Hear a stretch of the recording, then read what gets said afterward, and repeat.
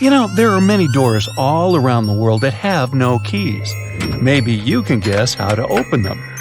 The first destination is… okay, read this, and good luck to you. It's a temple in India. The temple's name comes from this other really long word, which can be translated as the one emerging from the lotus. This temple is one of India's most popular and sacred places. It's one of 108 temples of this word. It dates way back. It was mentioned in Tamil literature in the 6th century. Flash forward to our time. In 2011, the Indian Supreme Court decided to document the valuables of the temple because they had been informed that the place might have been misused. To do so, they had to open the doors that had been closed for centuries. The committee went to the temple and discovered 6 huge secret vaults that held unbelievable treasures. After the chamber doors opened, they found at least $22 billion worth of golden idols, necklaces, and coins. The officials also discovered ceremonial costumes and gold coconut shells with jewels. Plus, they saw large diamonds. Not our understanding of large, though. Some of these precious stones were as large as 110 carats. To put it in perspective, a small solid gold statue from the collection could be worth around $30 million. After this fairy tale-ish treasure had been discovered, the temple got equipped with metal detectors, cameras, and other safety precautions before the first visitors started to arrive. Now, there are a lot of security guards at the temple. But are they protecting the treasure, or is there something more mysterious hiding behind its doors? The temple has 6 chambers, and the valuables are kept there. These rooms are named Chambers A through F. The expedition committee opened 5 of these vaults with significant effort. But the most bizarre thing is that, despite all the efforts involving existing tech, the mysterious Chamber B still wouldn't open. On the side of the door, 2 carved cobras are welcoming you. The door works as a gate. You can easily see it with the unaided eye, just like the doors leading to other chambers. Surprise! Experts discovered 2 more doors behind the first one. The second door is wooden, and the last one is made of iron. Strangely, the last door was sealed. It also doesn't have any means of entry, no bolts, handles, latches, or anything else. To this day, no one knows what's inside Chamber B. Believers say that opening the door against its will can release into the world unnameable things. Others say that Chamber B may hide a tunnel. It might not be related to the reasons above, but the High Court of India warned against opening the doors of Chamber B. Now, in 2010, David Crespi, a French engineer, visited Machu Picchu. He discovered a strange door in one of the main buildings. The door was in a narrow path neither tourists nor archaeologists used very often. David believed that the place was an entrance the Incas had sealed for some reason. He contacted archaeologists and authorities right away. They promised him to start investigating the area in the near future and let him know about his potential discovery. Well, months passed, but he didn't get any news. No response to his emails and calls. In 2011, he found an article by Terry Jameen about Peru. David reached out to him in no time. He described his finding to Jameen. After that, Jameen and other archaeologists went to Machu Picchu to investigate the secret door. They concluded that this door was indeed an entrance sealed by the Incas. The researchers confirmed the existence of 2 entrances found behind the famous door. They also got the 3D representation of a staircase leading to the main room and another chamber. The analysis also revealed several cavities, among which there was a vast quadrangular room. Plus, georadars detected some metals. Those might be golden and silver objects. Jameen and his team thought this place was a chamber of pre-Hispanic times. They believed the door had been sealed by the Incas to hide something important. Maybe an enormous treasure, or something no less precious. Jameen also claimed that finding this chamber could lead to the discovery of a mausoleum. Jameen submitted an official request to the Peruvian authorities for permission to open the chambers. Yet, neither his application nor requests of other archaeologists have been approved so far. Authorities claim that opening this door could cause damage on the other sides of the archaeological site. Yet, the use of an endoscopic camera has confirmed the hypothesis that the stone blocks at the entrance are only there to close the passage. They are not there to support the internal structures of the building. The third mystery is in Giza, Egypt. Explorers uncovered two secret doors inside the Great Pyramid. There are two tunnels, each around 8 inches wide, that go from the north and south walls of the Queen's Chamber. But the tunnels are closed by stone blocks before they reach the outside of the pyramid. So, where are they leading to? No one really knows the true purpose of these tunnels. Some archaeologists think these doors might be hiding a yet undiscovered chamber. Egyptologist Zahi Hawass explained how these doors were first found. A robot designed for this expedition was sent inside the shafts of the Queen's Chamber to find out what was there. The research team attached a camera to the robot. The footage revealed that behind the stone door, there was another sealed door. The archaeologists were thrilled to see this door instead of just a dead end. The structure of the stone door blocks the other doors perfectly. Experts think it's an incredible bit of engineering. Now, it's not possible to reach the door because it's behind a huge stone block, but archaeologists are trying to find a way to get there without damaging other parts of the structure. These new discoveries have only raised more questions instead of answering the already existing ones. Secrets are still waiting to be revealed. Our final stop is the Taj Mahal, a monument to love. Mughal Emperor Shah Jahan made this memorial to honor the memory of his beloved wife, Mumtaz Mahal. The total number of doors in the Taj Mahal is so great, this video would be days long if we started talking about all the sealed rooms. Experts think that if someone opened these doors after they've been closed for so long, it released carbon monoxide, and when this gas meets the marble, it forms calcium carbonate. That's why this could lead to the appearance of cracks in the minarets of the Taj Mahal. Also, a legend says that if these doors get open, a dreadful curse will be unleashed from the mausoleum's underground chambers. And here's a bonus from Canada: the door of room 873.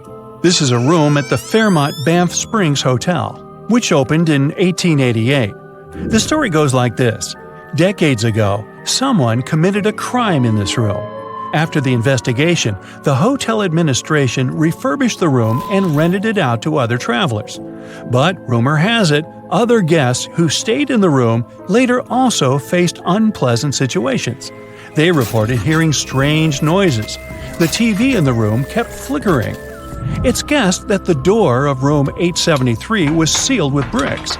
Curious guests who heard these mysterious stories wander along the corridor where the room used to be and knock on the walls to contact potential ghosts. Well, which of these secret doors would you like to open? So, there's a mysterious doorway in the middle of Antarctica. Some people think it's Bigfoot's vacation home, or a shuttlecraft from Star Trek, or maybe a door to Agartha, a mythical kingdom some people believe is located in the center of the Earth. Well, the scientists debunked all these poetic theories and explained that what looks like a mysterious doorway is located in an area of fast sea ice. It's offshore of the coast and is full of little islands with shallow water around them. When ice flows around hard rocks hidden underneath, it can create patterns that look odd but are totally normal. In this spot, the ice is thin, so the rocks underneath have a big effect on how the ice moves.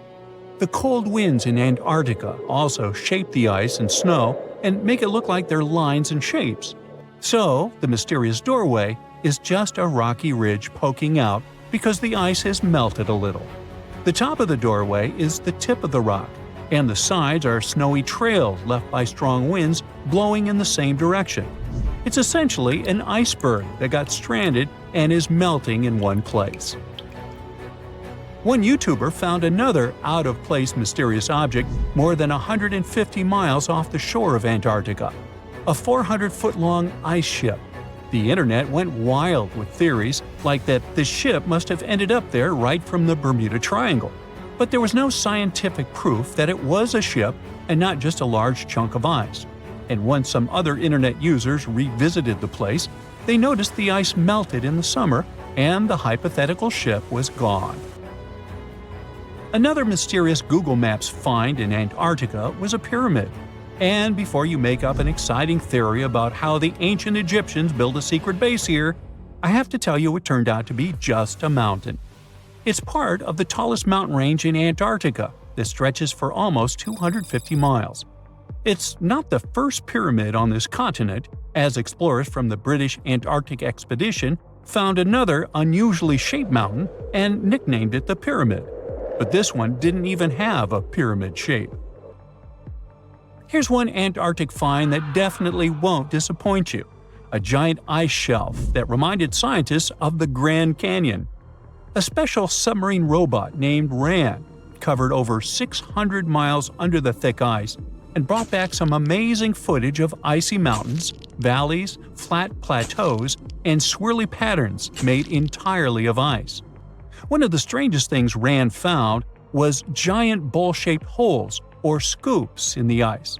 Sadly, scientists lost track of the robot. They think that curious Wendell seals may have accidentally bumped into RAN and caused it to get stuck. To save energy, RAN probably shut itself down, and the scientists couldn't find it again. But the team is hoping to build a new robot and continue exploring this icy canyon to see how the patterns under the ice might change over the years. Another huge Antarctic canyon was found thanks to bad weather. A team of sound experts had to pause their work at the Casey Research Station in a storm. Instead of waiting around, they decided to use the unexpected free time to map the seafloor near Adams Glacier. And that's how they found a canyon that is almost 7,000 feet deep, almost 30,000 feet wide, and stretches over 28 miles away from the glacier. During the mapping, they discovered just part of the canyon before they had to go back to the research station. But when bad weather came in again, the ship went back and mapped more of the canyon. They were working in waves up to 13 feet high and super powerful winds, but they managed to get about 15 hours of data to complete their map. On the way back to Australia, they stopped one last time, and now they've got a full picture of the canyon. Studying it is helping scientists learn more about the history of glaciers and the interaction between the Antarctic ice sheet and the ocean. Now, there's a frozen lake in Antarctica called Lake Enigma. For a long time, people thought the lake was completely frozen solid. But during one expedition, researchers found that under the thick ice, there was a layer of liquid water about 40 feet deep. To learn more, they drilled through the ice and sent down a camera to explore what was hiding in the lake's depths. The lake's water, which they think comes from the nearby amorphous glacier through a secret underground pathway, was filled with strange microbial life. These tiny microbes lived in mats that covered the lake bed. Some of the mats were thin and spiky, and others looked like crumpled carpets, or even small tree-like shapes that grew up to 16 inches. Many of the microbes could make their own food through photosynthesis, just like plants do, and it gave the lake a high amount of oxygen.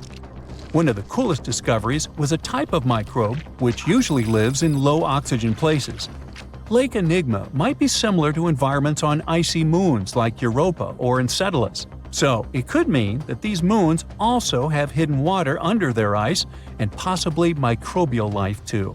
One more mind-boggling discovery from Antarctica is tiny pieces of amber in mudstone, found here for the very first time. It took scientists years of studying incredibly well-preserved fossilized roots, pollen, and spores that they found back in 2017. Amber proves that resin-producing trees once grew in Antarctica, part of a lush rainforest that existed near the South Pole during the mid-Cretaceous period. Back then, disclaimer, I wasn't around then, the trees would have had to survive through months of darkness during the long Antarctic winters. Scientists believe they adapted by going dormant for a long time. The amber pieces the scientists found are tiny, but they are beautiful shades of yellow and orange with bumpy surfaces that show how the resin flowed out of the trees. This resin likely leaked out to protect the trees from insects. It was preserved because water quickly covered it and kept it safe from sunlight and air. A scientist was browsing through satellite images for brown trails of penguin waste and found 4 new colonies of emperor penguins at the base of the globe. These new colonies likely have been around for years, though 3 of them are rather small, with fewer than 1,000 breeding penguins each. One of the new colonies was found close to a place called the Lazarev Ice Shelf, where there used to be a larger penguin colony. They thought this colony went extinct in 2019, but it seems the penguins have just moved a bit because of changing sea ice conditions. So studying them can help us learn more about how emperor penguins adapt to changes in the environment. Now, there used to be a giant river system in Antarctica 40 million years ago. Researchers found proof of it after studying soft sediments and hard rocks from the frozen seabed. They looked at tiny bits of radioactive elements, like uranium and lead, and learned that the deeper dirt came from the time of dinosaurs. The dirt closer to the surface was younger and had an interesting pattern, like the kind you see in river deltas today, such as in the Mississippi River or Rio Grande. Scientists found tiny signs of life in the sand. The river that once flowed here started in the Trans-Antarctic Mountains and traveled 930 miles before it reached the sea. Researchers kept studying newer layers of dirt from about 20 million years ago. They hope this will help them predict what the Earth's weather patterns might be like in the future. There are countless doors all over the world that haven't been opened for decades, and even centuries. The question is why? It seems that nowadays you can open any door you want. The truth is that some doors were sealed for a grave reason. And so far, nobody has found out what treasures and mysteries they hide. Here are 4 doors that keep their secrets all too well. The Taj Mahal. First up, we've got the Taj Mahal in India, one of the most romantic places in the world. Shah Jahan commissioned it in 1631 and dedicated it to his 3rd wife, who he loved like crazy. They were married for 19 years and had a whopping 14 kids together. But unfortunately, she passed away while giving birth to their last baby. Shah Jahan was heartbroken and decided to build an epic tomb to remember her by. The construction took a whopping 20 years to finish. The building has quite an interesting layout. The design is super unusual with these 4 massive 130-foot tall minarets that stand on the corners of a huge platform. They're not just there for looks. Back in the 17th century, architects were having some serious issues with buildings collapsing under their own weight. So, the chief architect of the Taj Mahal made sure to place those minarets as far away from the tomb as possible. And he even tilted them in a way so that if they did fall, they wouldn't wreck the rest of the Taj Mahal. Talk about planning ahead. The Taj Mahal is hiding some crazy secrets. There are sealed rooms all over the place that nobody is allowed to enter. And if you check out photos of the building from the riverside, you can spot 2 basements. But guess what? They're sealed up too. Nobody knows what's inside or why they've been locked up since the time of Shah Jahan. Apparently, there's a good reason why those rooms are off limits. Some researchers think that they were built using marble, which turns into a different substance called calcium carbonate if it's exposed to carbon dioxide. And when that happens, little bits of marble start chipping off like crazy. To make matters worse, there's no air flowing into these rooms. That means that if too much CO2 builds up in the basement, the 4 minarets could collapse. But wait, there's more. Some people think that the body of Shah Jahan's wife can be found in one of these sealed-up rooms in pristine condition. Why not? Who knows what the mysterious rooms might keep? The Great Sphinx of Giza. The Great Sphinx of Giza is shrouded in mystery. It's not just the largest monolith statue in the world, but it's also a hybrid creature with a woman's head and a lion's body that originates from Egyptian and Greek mythology. It's also very ancient. It's estimated to be around 4,500 years old. The construction of this marvel took about 3 years and required 100 workers, who were not slaves and were treated with delicacies like sheep and goat meat. It is also thought that it used to be much more massive than it is now. Archaeologists found huge stone blocks and abandoned toolkits near the site. However, the real secrets of the Sphinx lie underground, near its paws. A group of scientists used a seismograph to detect 2 hidden chambers beneath the Sphinx's paws. Some people think that these rooms might be the legendary Hall of Records, which holds ancient scrolls revealing the secrets of the universe. I mean, that's way cooler than any library I've ever been to. Rumor has it that the Egyptians even had info on Atlantis stashed down there, which is like a super old version of a conspiracy theory. Unfortunately, we can't go on an adventure to check it out just yet. The chambers presumably have two entrances, but both remain sealed. The researchers haven't yet received the green light to check out their theory. Let's hope they won't keep us in suspense forever. Sri Padmanabhaswamy Temple. This temple is located in the beautiful state of Kerala in India. This temple is famous for more than just its breathtaking beauty. Underneath the temple there are 6 vaults, creatively named A, B, C, D, E, and F. The enormous iron doors to these chambers add to the mystery of what's behind them. A few years back, the authorities decided to open these vaults to the world, but it wasn't an easy task. You can't just open the doors and enter the vaults. It required a lot of work. It took them a while, but finally, in 2011, they opened 5 of the 6 chambers. And guess what they found? Tons of treasure. Bags of gold, precious gemstones, and priceless diamond jewelry. The estimated worth of everything found in the vaults is a whopping $1 trillion. It's like the temple was the real-life inspiration for Aladdin's Cave of Wonders. But wait, I said 5 of the 6. What happened to the last one? Vault B has remained closed, but not for lack of trying. They simply didn't manage to open it.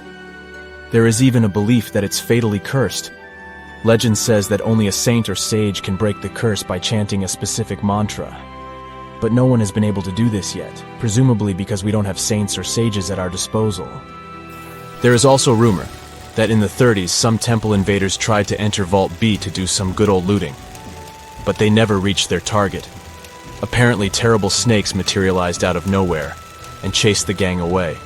But of course, this is just an urban legend, and there is not proof of that. However, it is said that the Auditor General dealing with the temple claimed that Vault B had been opened at least 7 times since 1990, and nothing bad happened to anyone who entered. Who knows? Maybe we should send Indiana Jones to check it out. The First Emperor's Tomb. Deep under a hill, completely undisturbed and surrounded by dangerous traps, lies an ancient 2,000-year-old tomb. It belongs to Qin Shi Huang, the first emperor of China. He was born in the Qin state and became king when he was just a boy. But when he grew up and gained full power, he united the warring states ancient China was divided into by conquering them. After that, he created the Qin dynasty. When he died in 210 BCE, they buried him deep underground in a massive tomb. And when I say massive, I mean massive! Back in 1974, some farmers in Xi'an, China, stumbled upon something strange while digging a well, a huge terracotta soldier. This discovery led to an extensive archaeological dig that has continued for over 40 years, revealing a collection of thousands of clay soldiers. The unique thing about these soldiers is that each one has its own unique features, from hairstyles to facial expressions. It's believed that there could be up to 8,000 of these soldiers, but only 2,000 have been found so far. Interestingly, the central tomb, which is believed to be the resting place of the emperor, is still untouched. In ancient records, there are references to a vast underground city that the emperor built, complete with scenic towers, palaces, and whatnot. Sima Qian, a Han Dynasty historian, wrote that the tomb was adorned with treasures and had space for hundreds of officials, but the lack of technology to properly examine the site is what's holding things up. Qin Shi Huang was surrounded by liquid mercury in his tomb, with 2 of the streams representing the major rivers of China, Yellow River and Yangtze. The ancient Chinese believed that mercury could provide immortality, but it could have also caused the emperor's death since he regularly took mercury pills to prolong his life. The dangerous levels of mercury contamination in the soil near the tomb are the main reason why scientists are reluctant to explore it. It could be very dangerous both for people and for the environment. Now, if I had to choose which door to open, I'd probably go for the one that doesn't lead to a tomb surrounded by poisonous mercury. Call me crazy, but I'd like to avoid any potential health hazards. There are many myths around arguably the greatest structure ever built by humans, the Great Wall of China. Some say it's so grand that it's visible from space. Others claim that you can see it from as far as the moon. Other theories suggest that the builders of the wall were left inside. Well, sorry to disappoint you, but all these impressive stories are just myths. But even with those stories busted, the Great Wall of China is an impressive and truly breathtaking structure. So let me tell you its true story. Today, China is one of the most populated countries in the world, counting as many as 1.4 billion residents. It's also one of the oldest nations in the world. It has 3,500 years of continuous written history, but the civilization existed long before that. There is a theory that while the European continent, for example, was most likely reached by humans from Africa, China wasn't populated by settlers that came from somewhere else. Some people believe that the Chinese civilization got formed from local Stone Age people who lived on the territory since the Prehistoric period. So now, the Great Wall of China. It's truly big even by today's standard, stretching for over 13,000 miles. To imagine it better, it's almost 5 times the distance between New York and Los Angeles. Or even a bit greater than the distance between the North and South Poles. Even in modern times, people have never built anything close to this big. Of course, it didn't take a day to build the Great Wall of China. 2? Keep going. In fact, the wall was being built for centuries. Maybe you know that ancient cities had walls around them to protect themselves from invaders. Yes, Chinese cities had them too. The first Chinese emperor united the country in 220 BCE and got a brilliant but very ambitious idea to turn all city walls into one big wall that would defend the country's border against attacks from the north. A trusted general directed the construction, enrolling a big group of workers, soldiers, commoners, and convicts. Back then, the wall was built of rammed earth and wood. In some places that were strategically important, the sections of the wall overlapped to provide maximum security. The walls were around 26 feet high on average. But the Great Wall didn't yet look like the construction we know today. Every next emperor would pick up the Big Wall project, strengthening and extending it, repairing, but also modernizing construction techniques. Some used bricks to build it, others moved on to granite and marble blocks. Watchtowers and platforms weren't there from the beginning as well. They were added by Ming emperors. The watchtowers made it possible to communicate with other parts of the wall through smoke and fire messages. So, the wall is quite inconsistent in terms of material, but it only adds more charm to the construction and shows how much effort and time it took. The reasons why some parts of the wall have been standing for centuries and are still in good condition is glutinous rice flour. Turns out, this sticky rice mortar is almost like cement. It's very strong and waterproof, sealing the bricks so tightly together that even sneaky weeds can't grow between them. You may also notice that some bricks have writings carved on them. They were left by the workers who were building the wall. The purpose of those writings is quality assurance. They contain such information as location, quantity, and responsible officials. So, in the case of some problems with the quality of materials or constructions, it would be known who should be held accountable for it. Recently, a research group has looked through official historical documents of the Ming Dynasty that ruled China from the 14th to the 17th centuries. They came across records of secret doors in the Great Wall, so they decided to find them.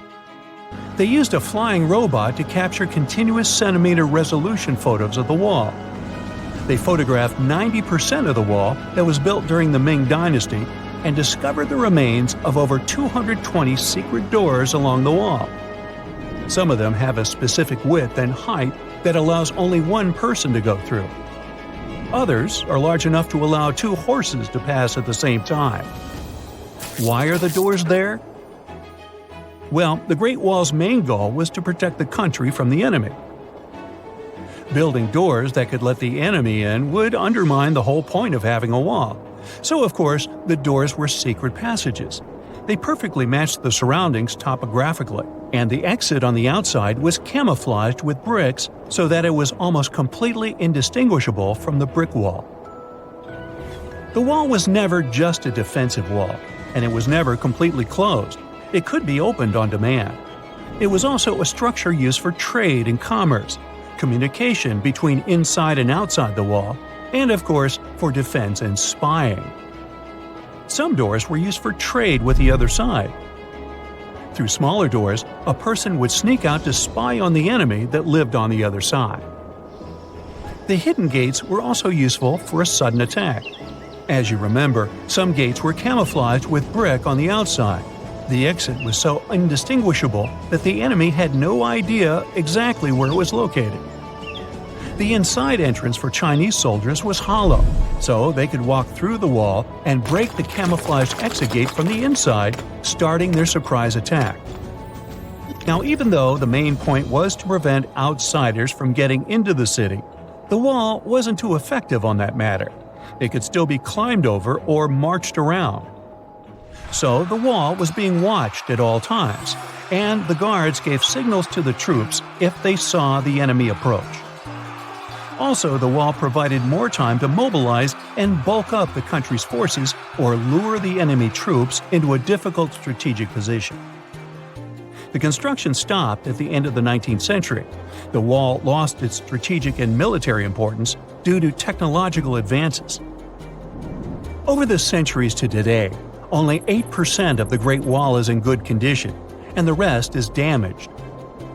Also, around 1/3 of the wall has disappeared without a trace, due to both natural erosion and human damage.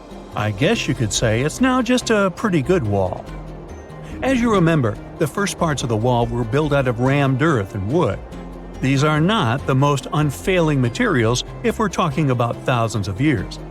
Also, destructive farming methods have turned large areas into a desert and contributed to erosion. Also, many bricks were taken away from the wall in the last century to be used in building farms and houses.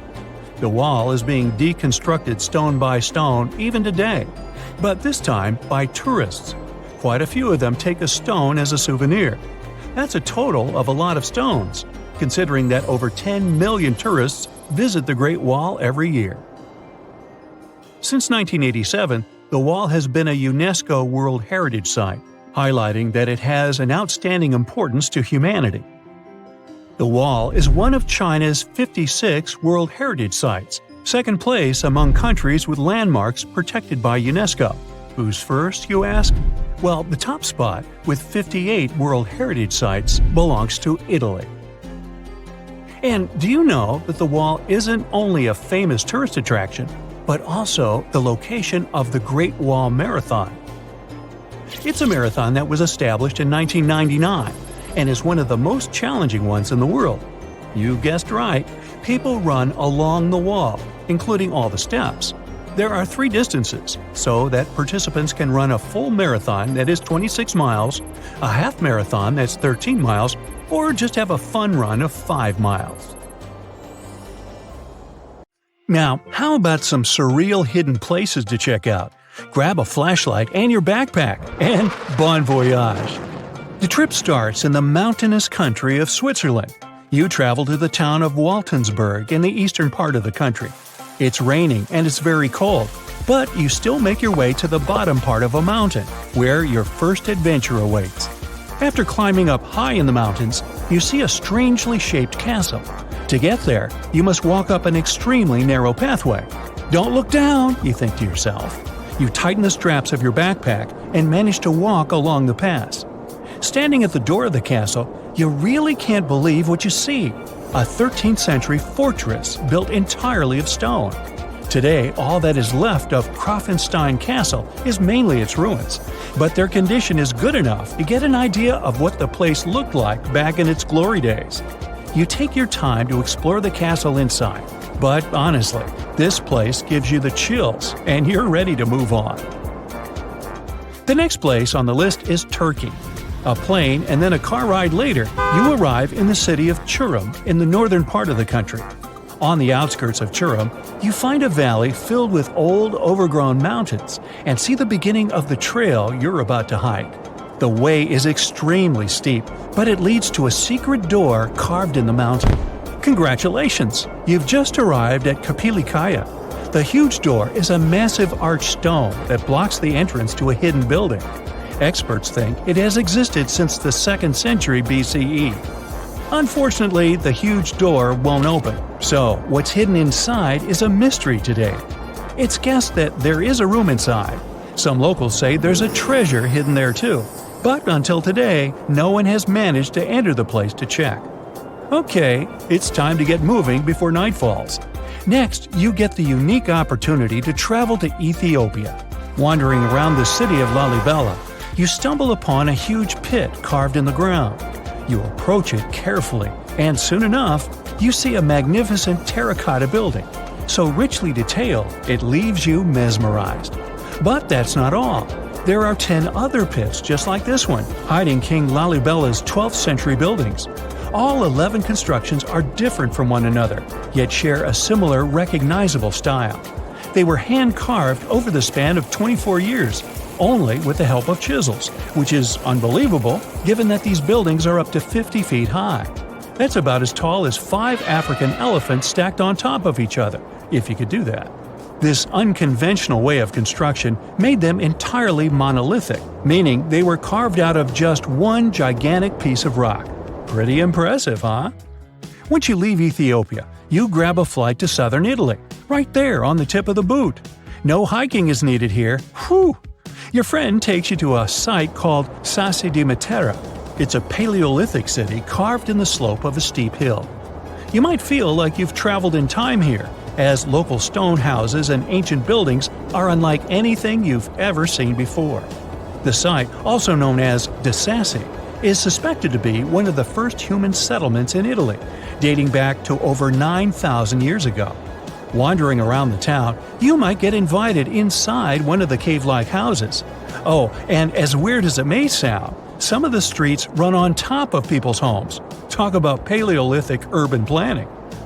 You're probably becoming an expert on rock-cut architecture by now, but there are still a few sites left on your list. Next off, you head to Slovenia to visit the world's largest cave castle. This medieval castle was built on top of a 400-foot-high cliff and was designed to be impenetrable. Luckily for you, security is much more relaxed today. Still, if you're looking for a more challenging and less touristy way inside, you can get into the castle through one of its many underground tunnels. They were built over 800 years ago for the owner of the castle. He needed secret passageways to sneak supplies. Today, Prajama Castle is both enchanting and mysterious. I'd say it depends on whether it's a warm sunny day or a cold stormy night. After this medieval experience, you head on to visit Petra, a magnificent Jordanian monument found in the middle of the desert. To get around here, you'll need a large supply of water and sunscreen because it's going to get hot. But this site is worth it.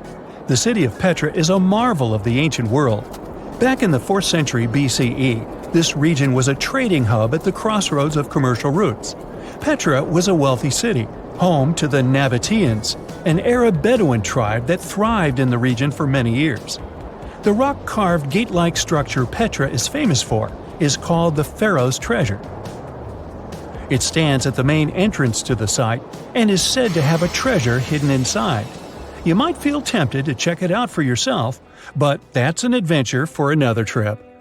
For now, you hop on another plane ride, this time to the Americas. First, you visit the USA, more specifically, the mountainous state of Colorado. You make your way to Mesa Verde National Park. There, in between the greenery and abundant vegetation, you'll find over 600 dwellings built in the cave beneath the cliff, carved deep into the mountainside. This ancient village is now considered a heritage site. The local Puebloan tribe built it back in the 1190s. One of its main buildings is called the Cliff Palace. It's a multi-story construction built from sandstone and mud mortar. The palace alone housed over 150 rooms. If you're feeling sporty, you might want to visit the Balcony House. To get there, you'll have to climb a 32-foot ladder. You'll get to see a mid-sized village of 38 rooms, including 2 kivas. Those are traditional chambers that were built by the Puebloans for ceremonial purposes.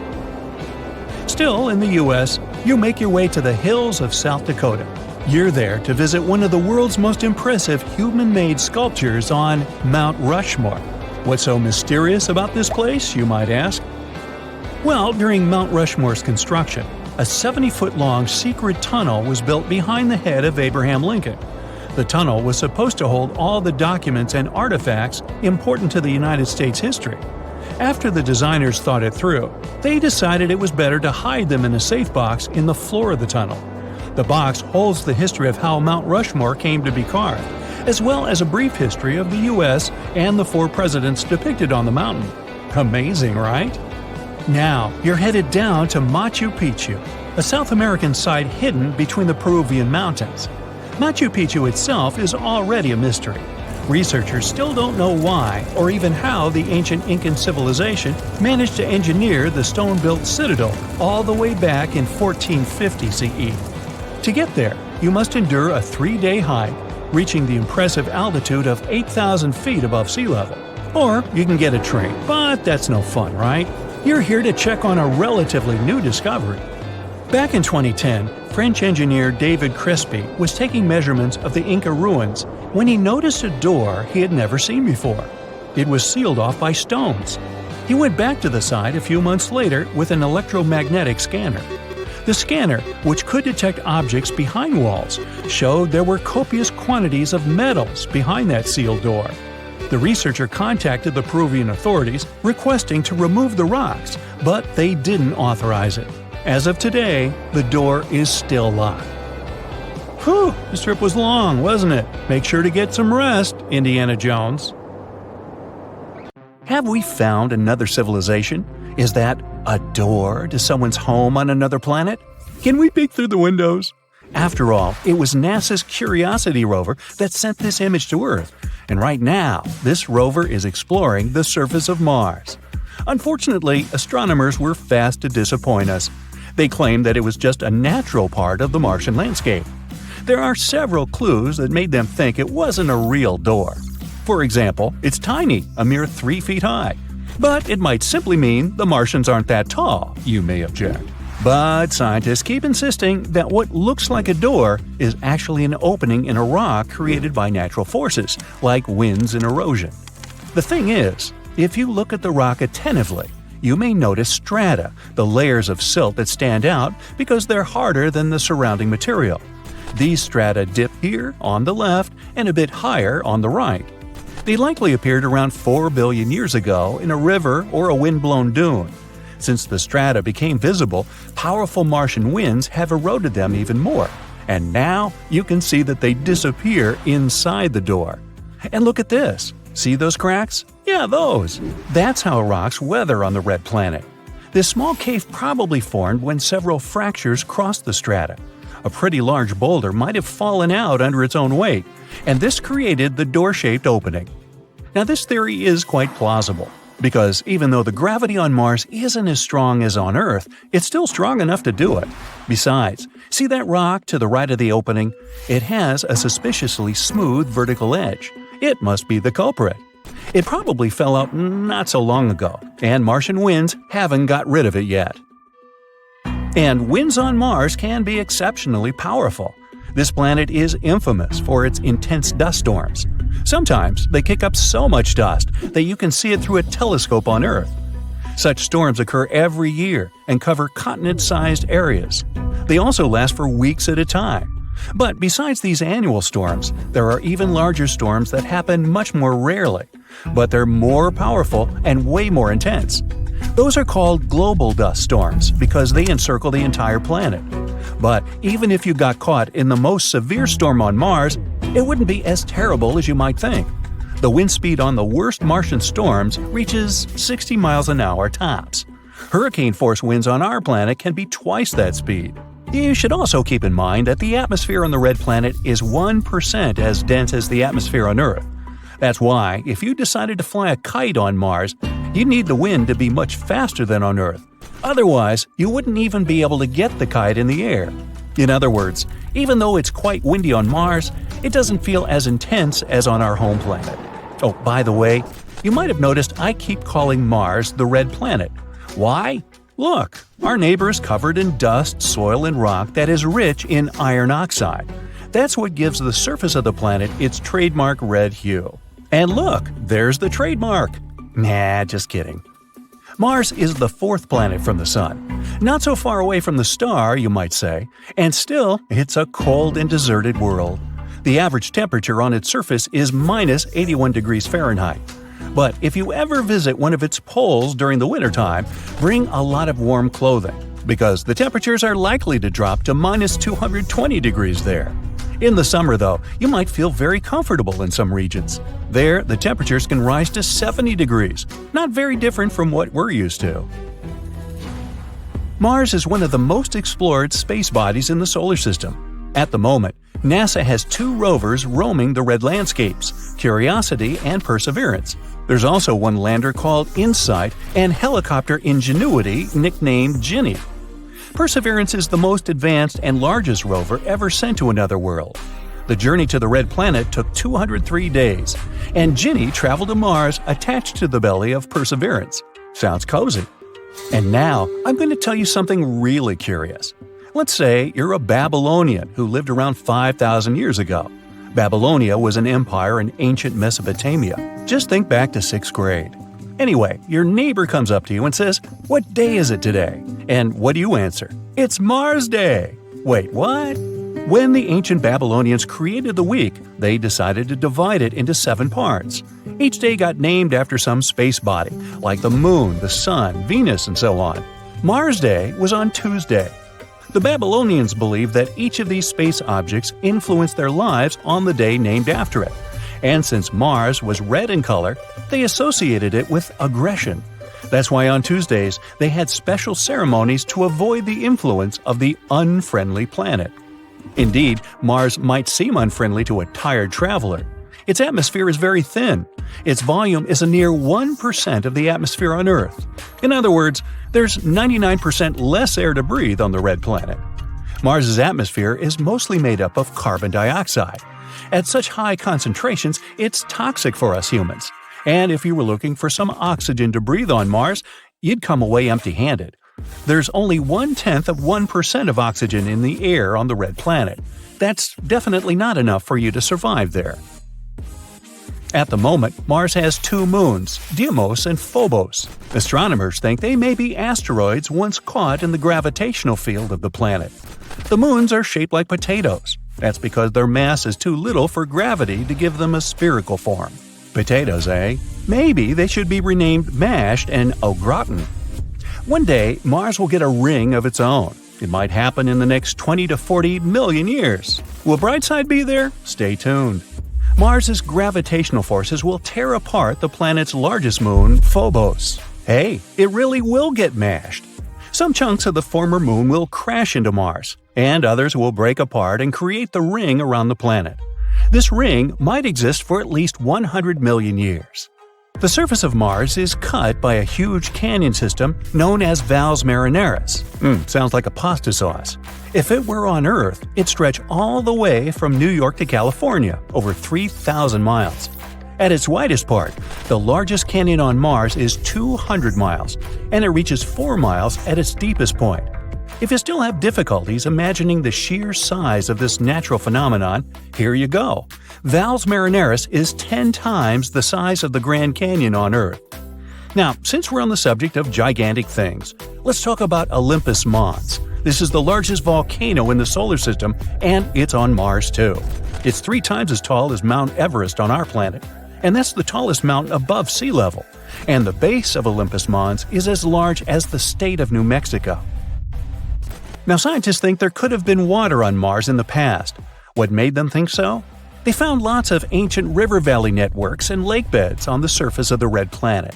Plus, on Mars, there are minerals and rocks that could only form in liquid water. Mars might even have experienced terrible floods 3.5 billion years ago. These days, there's still some water on the red planet, but Mars's atmosphere is too thin for this water to stay in its liquid form on the surface. Now, it only exists in the form of water ice. You can find it just under the surface of the planet in its polar regions. The only place where this water is visible is at the North Polar Ice Cap. Also, sometimes, salty water flows down crater walls and hillsides, and there are tiny quantities of water in the planet's atmosphere, but it only exists as vapor. So, as a vacation spot, I think I'll pass.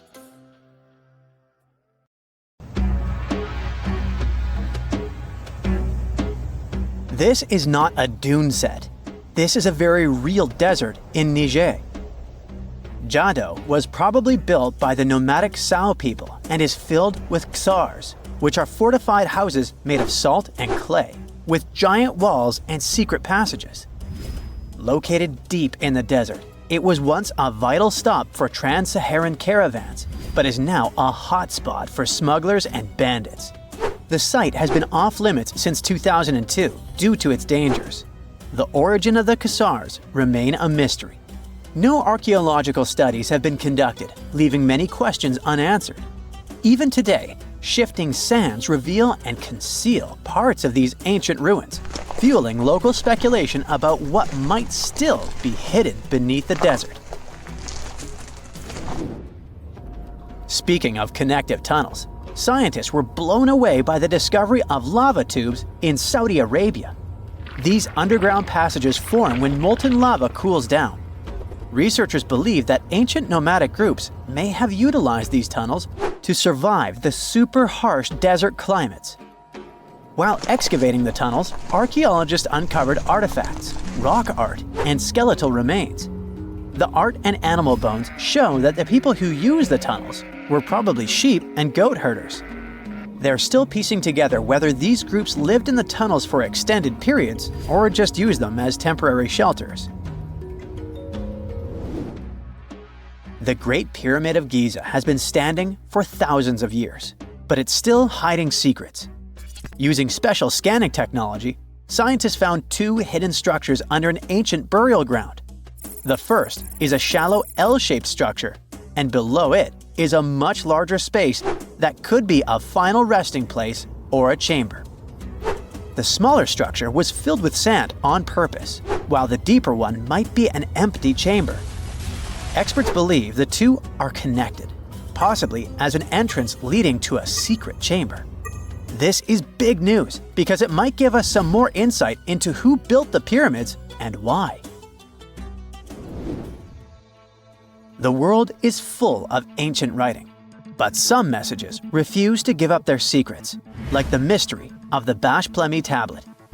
This unusual stone, pulled from a lake in Georgia, is covered in symbols no one can read. Even with modern technology, experts are completely stumped.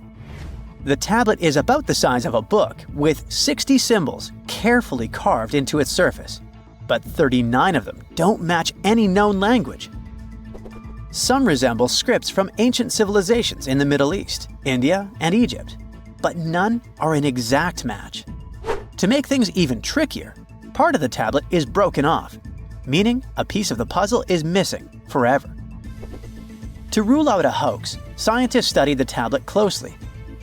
They confirmed it's made of vesicular basalt, an extremely tough local rock.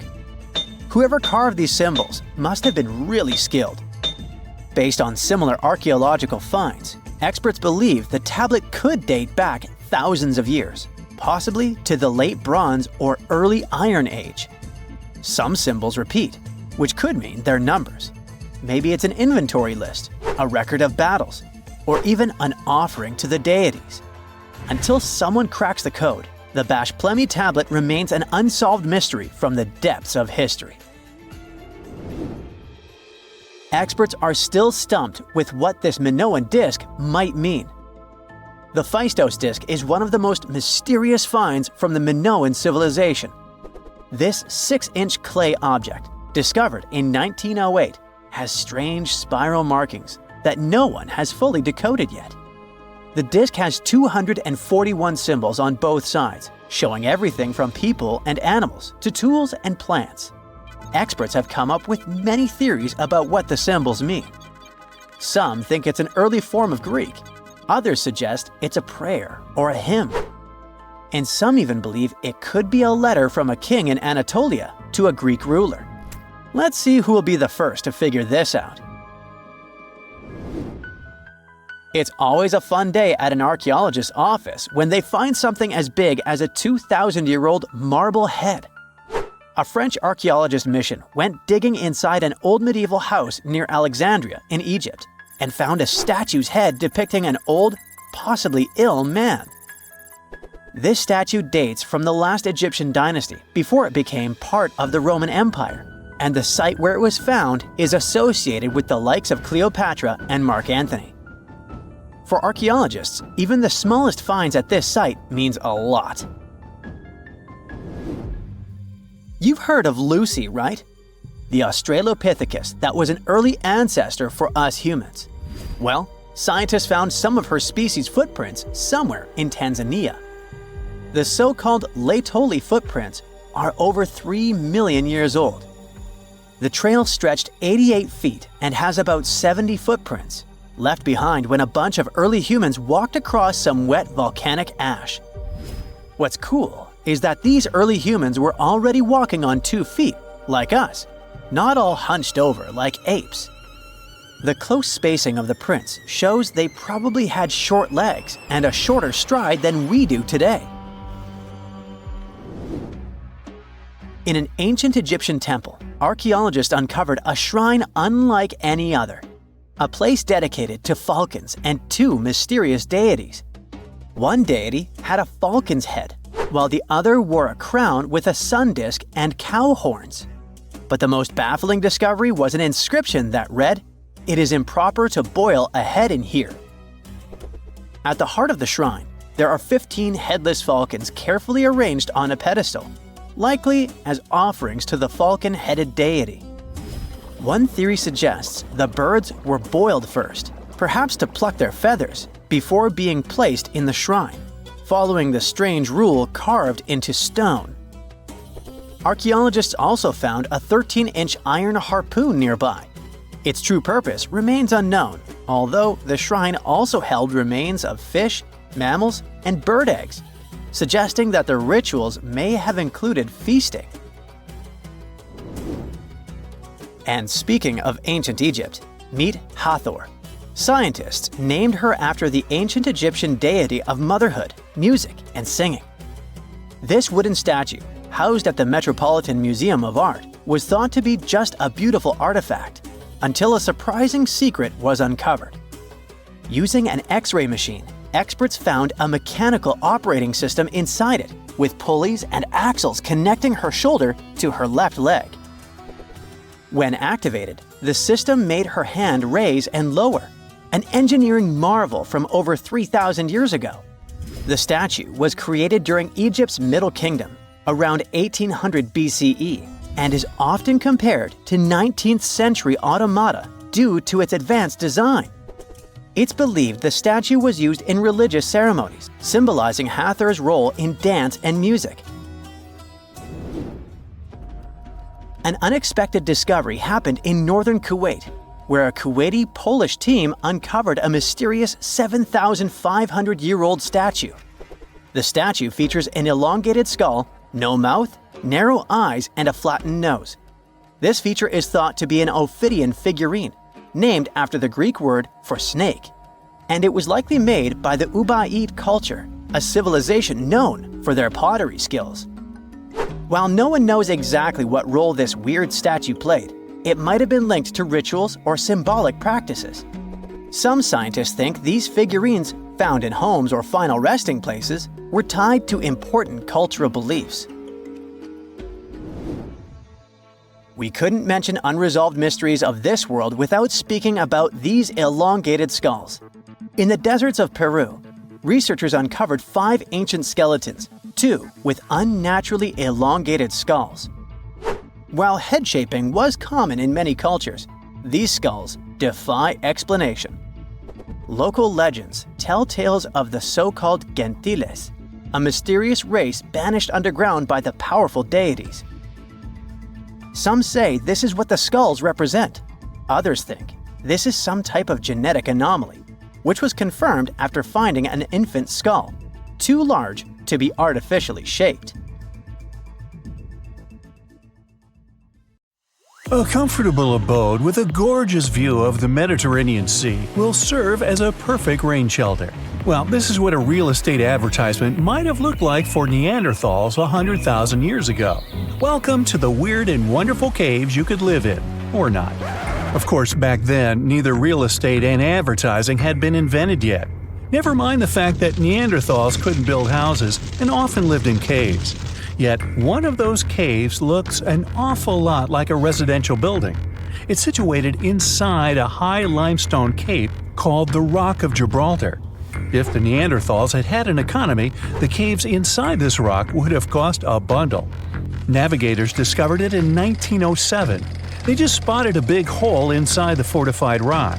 For many years, scientists have studied this place and found some traces of Neanderthals. They discovered ancient tools in the cave and bones of old animals. But the coolest thing was, they found 4 caves inside the rock. It was like a residential complex. Neanderthals lived alongside neighbors and helped each other hunt and fish. They created feather decorations and painted abstract drawings on the walls. Imagine our ancient predecessors hanging out in these caves 100,000 years ago. And now, scientists hang out there and study the primeval past of Neanderthals in detail.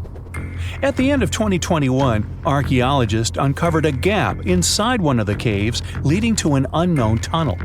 They crawled through this hole and opened a new space under the cave roof. This place has been closed off from the outside world for over 40,000 years. And it seems it was one of the most prestigious apartments in the entire mountain complex. It has high ceilings with ancient stalactites. The ruined stone curtains divided the apartment into several rooms. Scientists also found the remains of ancient animals and scratches on the walls. It seems that Neanderthals had never lived here, but they used to visit this place. Archaeologists found the shell of a sea snail called dog whelk. One of the Neanderthals brought it here for some reason, but the primary owners of this place were hyenas. These caves show that Neanderthals were closer to humans than to monkeys. They had a way of life and even some customs. There's still a lot of work ahead, and scientists hope to find new rooms inside this rock. Meanwhile, in 2003, archaeologists discovered another early dwelling on the Isle of Flores in Indonesia. Among the green jungle, they found a cave with ancient tools. At first, everyone thought the human ancestors lived here, but then scientists discovered an unusual skeleton of an adult. A thorough analysis showed the skeleton belonged to a 30-year-old woman, 3.5 feet tall, just above the waist of an average adult. The woman's weight was equal to the weight of an adult shepherd. The skeleton didn't belong to Neanderthals or Australopithecines. It was a new unknown species, which scientists called Homo floresiensis, or simply the Hobbit. Also, there were remains of unusual ancient animals in the cave. It was an elephant the size of a cow, some large storks, and giant rats. Archaeologists have found out that hobbits were not the owners of this place. The main inhabitants were the rats the size of a cat. Maybe they were fighting the hobbits. Some analysis shows that Homo floresiensis wasn't our direct ancestor. They were in a separate branch of evolution. The hobbit skeleton looks more like that of a monkey than of modern humans. In 2009, in the dense jungle of Vietnam, archaeologists discovered Sunken, the largest cave in the world. If you go inside the cave and shout, you'll hear your echo a long time. In some places, the height of this cave reaches half the height of the Empire State Building, and the total area is larger than one central block of New York. Sunken is one of the 3 caves in the Vietnamese jungle. Many intricate mazes connect these caves. Inside, you can find unique plants and trees that live separately from the outside world. It's a real underground jungle. In some places, you can find collapsed ceilings that let the sunlight in. Besides unusual trees and plants, ancient stalactites hang there. Some limestone deposits are more than 450 million years old. They were here even before dinosaurs appeared. There are also many rivers in the cave. Rainwater coming down from holes in the ceiling has formed them. Fast streams resemble slides in a water park. They lead to unknown underground labyrinths. Scientists have studied only a small part of all these caves. The next unusual cave is in New Zealand. Hundreds of thousands of fireflies live inside. Each of them glows with a blue light. Together, they light up the cave. It may seem to you that you're on another planet, but you can't stay there for a long time. Special air measuring devices are everywhere. Scientists monitor the level of carbon dioxide necessary for the normal existence of fireflies. These insects are sensitive to the environment. If there are many people in the cave, or they stay there too long, the park staff will ask them to leave the place. It's like you're literally stealing oxygen from the fireflies. We've seen some pretty amazing caves so far, but how about a scary one? We're going to the desert of Yemen's Al-Mara province. What we're looking for is not a cave, it's just a black hole in the ground, right in the middle of the desert. It's big, the size of a basketball court. It's not its size that could scare you, but what's inside. Scientists are still not sure what it is. From the depths of this black abyss, a disgusting smell of rotten eggs constantly comes out, and sometimes you can hear some strange, frightening sounds. The blackness of the giant hole in Yemen absorbs all the sun's rays, so you won't see what's there even with a powerful flashlight. People flew over this place by helicopter. They filmed using drones and the most powerful lenses, but they didn't catch anything except darkness. It looks like a big ink spot in the middle of golden sand. The locals are afraid to approach this place. They believe the cave leads to another dimension where evil creatures live. At the moment, the giant hole in Yemen is one of the most poorly studied and mysterious phenomenon of nature. How did it appear? How old is it? Where does it lead? Scientists are trying to find the answers to these questions. There are theories that the hole appeared because of construction work. Geologists drilled the soil nearby in search of minerals. It could have caused fluctuations in the Earth's crust and collapsed the surface. But no one can prove this theory, yet. And now, imagine a place where sunlight has not penetrated for more than 5 million years. There's little oxygen, and it's cold and damp. Still, life is born in this place, not only microbes and bacteria, but also something bigger. The living conditions in this cave are very different from the usual ones, so, in a sense, this cave is like another planet. It's the Movil Cave in the southeast of Romania, near the Black Sea. The entrance is a small hole in the ground. Inside, a tunnel leads deep below the surface. The levels of hydrogen sulfide and carbon dioxide are above normal inside the cave. The air here is half as much oxygen as on the surface. People can't be here without an oxygen mask, but other creatures living here can. The cave is home to 48 species of living organisms. 33 of them are unknown. Here you can meet some unusual insects, white snails and white spiders, millipedes with huge whiskers, transparent shrimp, and unique species of leeches. They all live here thanks to the little bacteria autotrophs. They absorb carbon dioxide and release food particles. Bacteria feed on it. Other larger organisms feed on these bacteria, and some bigger organisms eat those little ones. In the end, everyone gets food.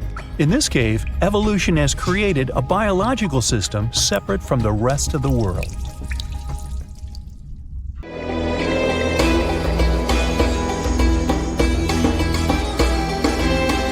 The Great Pyramid was created as the final resting place of ancient Egyptian monarch Khufu. According to legend, French leader Napoleon entered the Great Pyramid and came back out looking shaken and super pale. He never revealed what he saw inside, but whatever it was is said to have affected him for the rest of his life. When Napoleon entered the pyramid, he would have walked through a super tight and ascending passageway. He'd then go through another passageway known as the Great Chamber. This corridor would have been much taller than the previous one and would have cobbles too. He'd then reach the King's Chamber, the centerpiece of the Great Pyramid, which was lined with huge blocks of granite. But it wouldn't have looked as grand as we might imagine. There are no hieroglyphics decorating its walls, as Egyptians only began decorating the burial chambers of pyramids much later on. The pharaohs' tombs deep inside the pyramid would have also been filled with treasures, from chunks of gold to the world's most expensive jewelry. But this would have all been looted a long time ago. The only thing that probably would have been left in there would have been a huge sarcophagus, which would have once contained the king's mummy. He'd also have to walk past the queen's chamber. This room most likely didn't hold any queens though, as pyramids were usually only built for one person. There are mysterious tunnels leading from here. To this day, no one is really sure what they're there for. And that's not the only mysterious and creepy thing Napoleon may have encountered, as stories of pharaohs leaving ancient curses on pyramids go way back. Many pyramids had warnings written on the outside, telling of horrifying things that would happen to those who entered and disturbed the peace. We might not know what exactly Napoleon found in the Great Pyramid that scared him so much, but we know for sure what was found in Tutankhamun's tomb. Tutankhamun was an ancient Egyptian pharaoh who was only 8 or 9 years old when he took to the throne. He became a cultural phenomenon when his tomb was discovered almost completely intact in 1922. His pyramid sits in the Valley of Kings in Thebes, modern Luxor, which is in Egypt. Unlike the Great Pyramid, Tutankhamun's tomb was covered in beautiful wall decorations. The walls told the story of how he would travel to the afterlife through the underworld. Egyptians believed all people would have to take this journey, so they would fill their tombs with objects and paintings to help them get there. There'd also be spells painted on the walls. They believed this would help people pass over to the next realm. The journey would be pretty long, and for that reason, the ancient Egyptians would also fill the pyramids with food. Tutankhamun's pyramid was filled with 8 fruit baskets. They even found something called gingerbread fruit in there. The rooms were jam-packed with furniture, statues, clothes, and staffs, amongst a whole bunch of other things. You'd likely find a lot of clothes and expensive jewelry in the pyramids as well. The ancient Egyptians wanted their ancestors to travel in style to the afterlife. They put Tutankhamun in his final resting place with over 50 pieces of clothing, all of the highest quality. There were tunics, scarves, gloves, and headdresses, and a ton of jewelry. Bracelets, pendants, necklaces, rings, and scarabs for protection were all found inside. Each of them was made of gold or precious stones. There were also fans made of ostrich feathers to keep the old pharaoh cool in the hot Egyptian sun. But the temperature inside the pyramids never actually went above 68 degrees Fahrenheit. The ancient Egyptians developed a super cool air conditioning system that we don't fully understand even today. Tutankhamun's pyramid also contained 130 walking sticks made from ebony, ivory, silver, and gold to help him on his journey. There were 3 chariots hidden away in case he got tired of all the walking. They also put 11 boat paddles inside, but there was no sign of any boat. The pyramids would be littered with the pharaoh's favorite scents and perfumes. During the excavation of Tutankhamun's pyramid, it quickly became clear that it had been robbed during ancient times. There was damage to doors and traces of oils left in empty jars. It looks like someone raided the pyramid for gold and the scents, perfumes, and oils that had been left for King Tut. There was still a bit of perfume, which was made from coconut oil and frankincense, left in one bottle. It seems like Pharaoh Tutankhamun loved board games. There was an ivory traveling set of Senet in his pyramid. Although we don't know for sure exactly how to play it, we have figured out it was sort of an ancient Egyptian version of backgammon. It looks like it was a 2-player game where the goal was to knock your opponent off the board. Not really sure who Tutankhamun's mummy was supposed to play with, though. The ancient Egyptians had some rituals that may seem pretty strange to us. For example, they used to shave their eyebrows off if they ever lost a cat. So it's not too surprising they put some really weird things inside pyramids. Archaeologists discovered a collection of mummified cats and scarab beetles in pyramids that date back more than 4,000 years. They were found in the pyramids of Sakara, which is south of Cairo. They also found a bunch of makeup kits and mirrors inside. Makeup was worn proudly by both men and women in ancient Egyptian times. Eyeliner was the most popular cosmetic. The Rosetta Stone was one of the best discoveries ever made in pyramids. It was found by our man Napoleon Bonaparte and his team. It's a black granite rock that dates back to 196 BCE. It's transcribed in Greek, Demotic, and hieroglyphic. When it was translated in 1822, we got the key to understanding ancient Egyptian hieroglyphics for the very first time. The discovery of Queen Hatshepsut's mummy in 1903 changed our understanding of the Egyptians forever. After she had passed away, her successor, Thutmose III, removed most of the evidence of her reign, so we basically knew nothing about Egypt's first great female leader. She's now gone on to become one of the few and most famous female pharaohs of Egypt. Pharaoh Khufu even had a fully fledged boat in his pyramid. archaeologists uncovered more than 1,200 pieces of a giant boat near the Great Pyramid at Giza. They reassembled the boat, and it's a whopping 144 feet long. It's most likely a solar boat, which was designed to carry the resurrected king with the deity Ra. Fun fact, the Pyramid of Giza is the last remaining of the 7 wonders of the ancient world. The other 6 are the Hanging Gardens, the Colossus, the Temple of Artemis, the Mausoleum, the Lighthouse, and the Statue of Zeus. This pyramid was also the world's tallest man-made structure for 3,800 years, and it's the biggest pyramid in Egypt.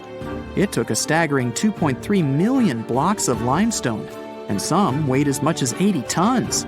It took an incredible 100,000 laborers and a whopping 23 years to build.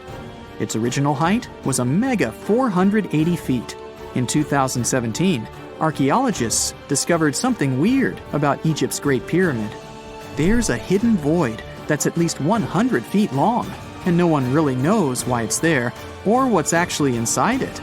The weird void is the first inner structure discovered within the 4,500-year-old pyramid since the 1800s. Scientists used cosmic rays to detect the massive hole, but are still no closer today to finding out what's inside. The ancient Egyptians took a lot of care building the pyramids, and everything was strategically placed and structurally sound, so it's super unlikely that this hole is due to blocks falling over time. Loads of pyramids also contain small model figurines called ushabti. These represented attendants. They believed they would come to life to serve the pharaohs in the afterlife. But it's amazing that all this stuff actually fit inside. There isn't actually a huge amount of space inside the structures. It's mostly just rock. Clouds of blazing ash obscure the sun. The ground is shaking. People are running in different directions. A volcanic eruption has begun. And it started suddenly. A small, sunny coastal town is facing one of the most devastating natural disasters. The ash will settle. Lava will spill out of the volcano's mouth. And within a few hours, the ancient city of Pompeii will be in... Wait a minute. People get into cars and drive away. This is not Pompeii. This is a modern town. Huh? Is it possible for a city to get buried during an eruption today? Unfortunately, yes. Welcome to Montserrat, which is also called the Pompeii of the Caribbean. Montserrat is not a city. This is the British Overseas Territory in the Lesser Antilles, one of the Caribbean islands. It has the Soufriere Hills volcano that turned the lives of many residents of the capital, Plymouth, into a nightmare in 1995. But what kind of place is this, and why do people live here at all? The Montserrat area is not very big. It's about 6 times smaller than the Chicago area, and there aren't many people living here. Before 1995, the population of Montserrat was about 15,000 inhabitants. It's not a lot, but the island gathered several different cultures, as it was inhabited by the Irish, Africans, and indigenous people. Montserrat is one of the youngest volcanic islands of the Lesser Antilles. Before 1995, the Soufriere Hills volcano erupted here in the 17th century. Many years had passed since then, so people were not very worried about its new awakening. They rested, worked, had fun, went boating to other islands, and all this continued for about 300 years. Then, the serene paradise life ended. In 1995, seismic activity began. It continued for several months and led to an explosive eruption in 1996.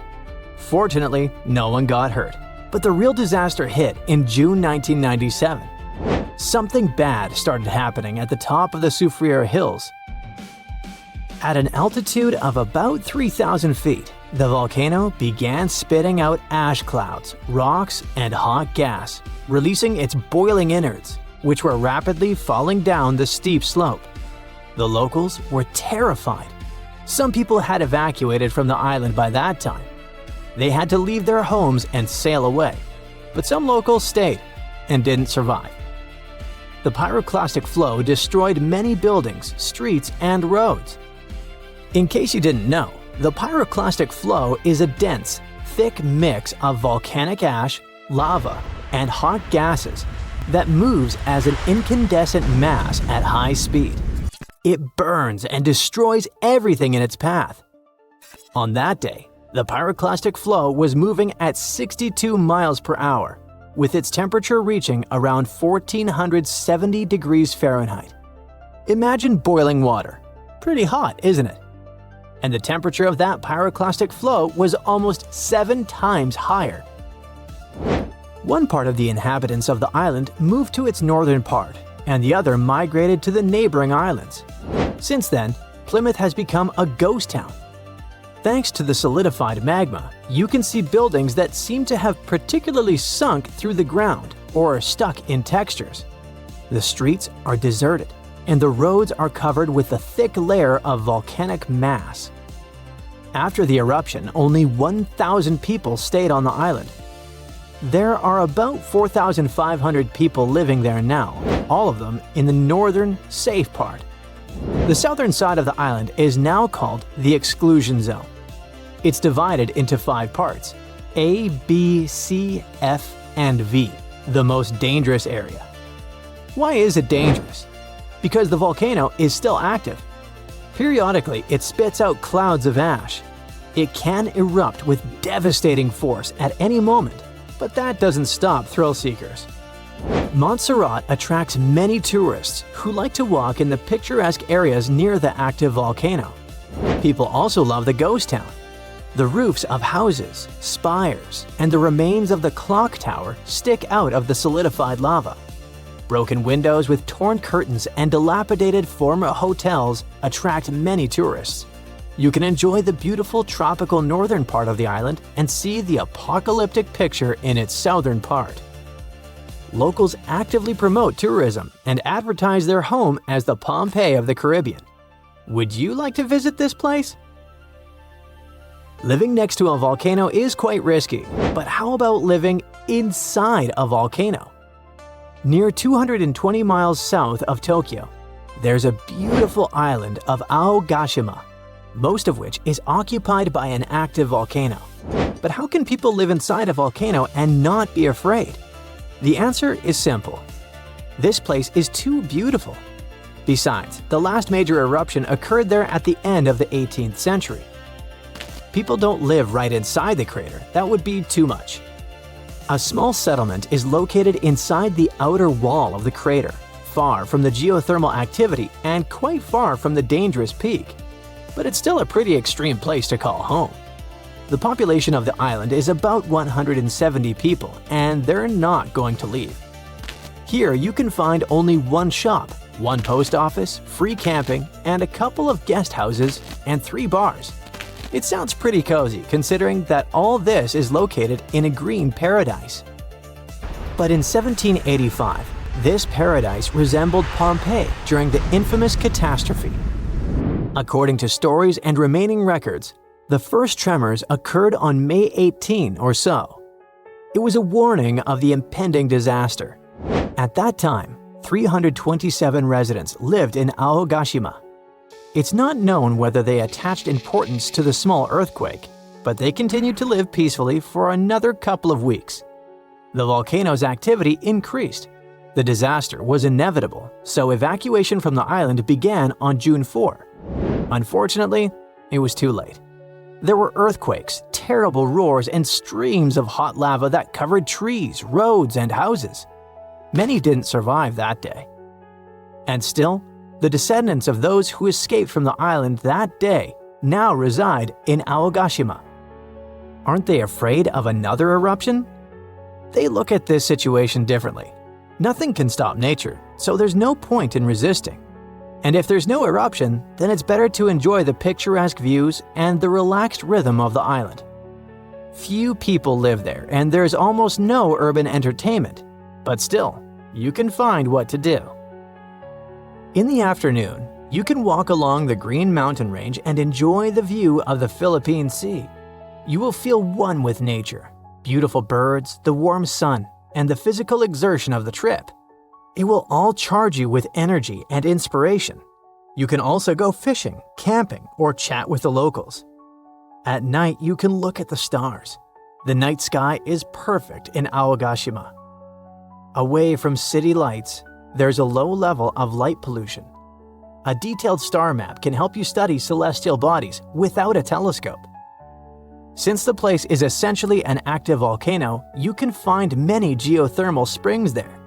One of the coolest and most popular places to visit is Aogashima Furiai. It's a sauna that uses volcanic energy to maintain high temperatures in the steam rooms.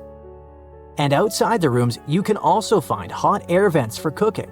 How about an omelet fried in volcanic heat? Sounds appealing.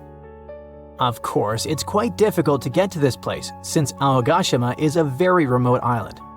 You first need to get to the nearest larger island, Hachichojima. There are regular flights to it directly from Tokyo. You can also choose a more romantic trip and take an overnight ferry. It's only 2.5 hours by boat between Hachichojima and Aogashima. But if you've spent enough money, you can pay for a helicopter trip and spend a mere 20 minutes to get there. It wouldn't be surprising if you wanted to stay on the island forever after visiting it for the first time. A measured life in nature or the bustle of the concrete jungle? Which one would you choose? But don't forget that at any moment you can feel the ground tremble. But let's hope there won't be any eruptions soon. Not many civilizations are as mysterious as ancient Egypt, a powerful empire that lasted over 3,000 years. It gave us pyramids that still stand and myths that still inspire. It's one of the most explored places on Earth, yet somehow we still find exciting stuff. In Abydos, archaeologists just uncovered a 3,600-year-old royal tomb. It's huge! It has golden hieroglyphs of deities covering the entrance, but the pharaoh's name? It's not there. It's missing. Who was this ruler? And what new chapter could this open in Egypt's story? If there's one place in Egypt where the line between life and demise feels thinner, it's Abydos. To the ancient Egyptians, this was sacred ground. They believed it was the burial place of Osiris, the god who literally passed away, had his remains separated, and came back to life to rule the underworld. Because of that, Abydos became Egypt's spiritual gathering place. Pharaohs built amazing temples here, like the Temple of Seti, famous for its King's List, a wall that has the names of 76 pharaohs carved in it. Pilgrims came from across Egypt, leaving offerings and participating in Osiris festivals, where his demise and rebirth were ritually reenacted. It wasn't just symbolic worship, it was Egypt's version of Comic-Con. But instead of cosplaying superheroes, people reenacted gods coming back to life. Obviously, pharaohs competed to be buried as close to Osiris as possible. Abydos became part cemetery, part holy city, part afterlife insurance policy. Fast forward thousands of years, and we still uncover remarkable stuff around Abydos. That's the case with the recently discovered tomb. In early 2025, a joint team of researchers from the US and Egypt decided to dig beneath a rocky rise ominously called Anubis Mountain. You remember Anubis, the jackal-headed deity who guarded cemeteries. The uncovered royal burial was hidden 23 feet below the surface. Sadly, even though it eluded archaeologists for so long, robbers had already taken away with treasures ages ago. They could definitely tell this was a tomb of someone super important. Similar to how you can walk around a mansion with no furniture but still deduce that someone rich must have lived there. The chamber had mud brick vaults rising over 16 feet. That's taller than a female giraffe standing upright. For something built 36 centuries ago, it still felt enormous. However, when you remember that Egyptians were masters of architecture, nothing seems surprising. So no treasures, no golden mask, and sadly, no name. The cartouche that should have spelled the king's identity was unreadable. Egyptian tombs usually bragged about who was inside. In ancient Egypt, a cartouche was basically a big oval name tag for kings wrapped in hieroglyphs. Think of them as VIP passes that worked in both this life and the next. Without it, your soul couldn't check into the afterlife hotel. That's because to the Egyptians, your name, your ren, wasn't just so your teacher could distinguish you from kids with the same haircut. It was a core part of who you were. As long as your ren survived, so did you. To have your name forgotten was considered a fate worse than passing away. A soul cannot journey without a name. That's why you'd see cartouches all over the place, on temples, obelisks, jewelry, statues, and tomb walls. It wasn't there just for the marketing. It kept the pharaoh's presence front and center everywhere you looked. Imagine building a massive tomb only for 3,600 years later to walk in and go, who is this guy again? Not cool at all. That's why it's fair to imagine our nameless pharaoh haunting the robbers for all eternity. So yeah, cartouche was considered very significant. One of the most famous and mind-blowing examples comes from the tomb of Thutmose III. His burial chamber and sarcophagus were literally shaped like a cartouche. In other words, the entire room was a living architectural symbol of his name. Thankfully, in the recently discovered tomb, not everything was erased. Painted in golden hues at the entrance were two familiar guardians, deities Isis and Nephthys. Isis was the magician who stitched Osiris back together and breathed life into him. Nephthys, her sister, was the eternal mourner and protector of the mummy. Together, they promised that whoever rested here would not face the afterlife alone, and it's one additional proof of the importance of the mysterious pharaoh. So, who could this be? To answer that, we need to go down history lane. This tomb dates back to Egypt's messy chapter called the Second Intermediate Period. Instead of one ruler in charge, the country had many rival kingdoms, each with its own little power base, like a real-life Egyptian version of Game of Thrones. And right in the middle of that chaos was Abydos. For a while, it was home to its own line of kings, the so-called Abydos dynasty.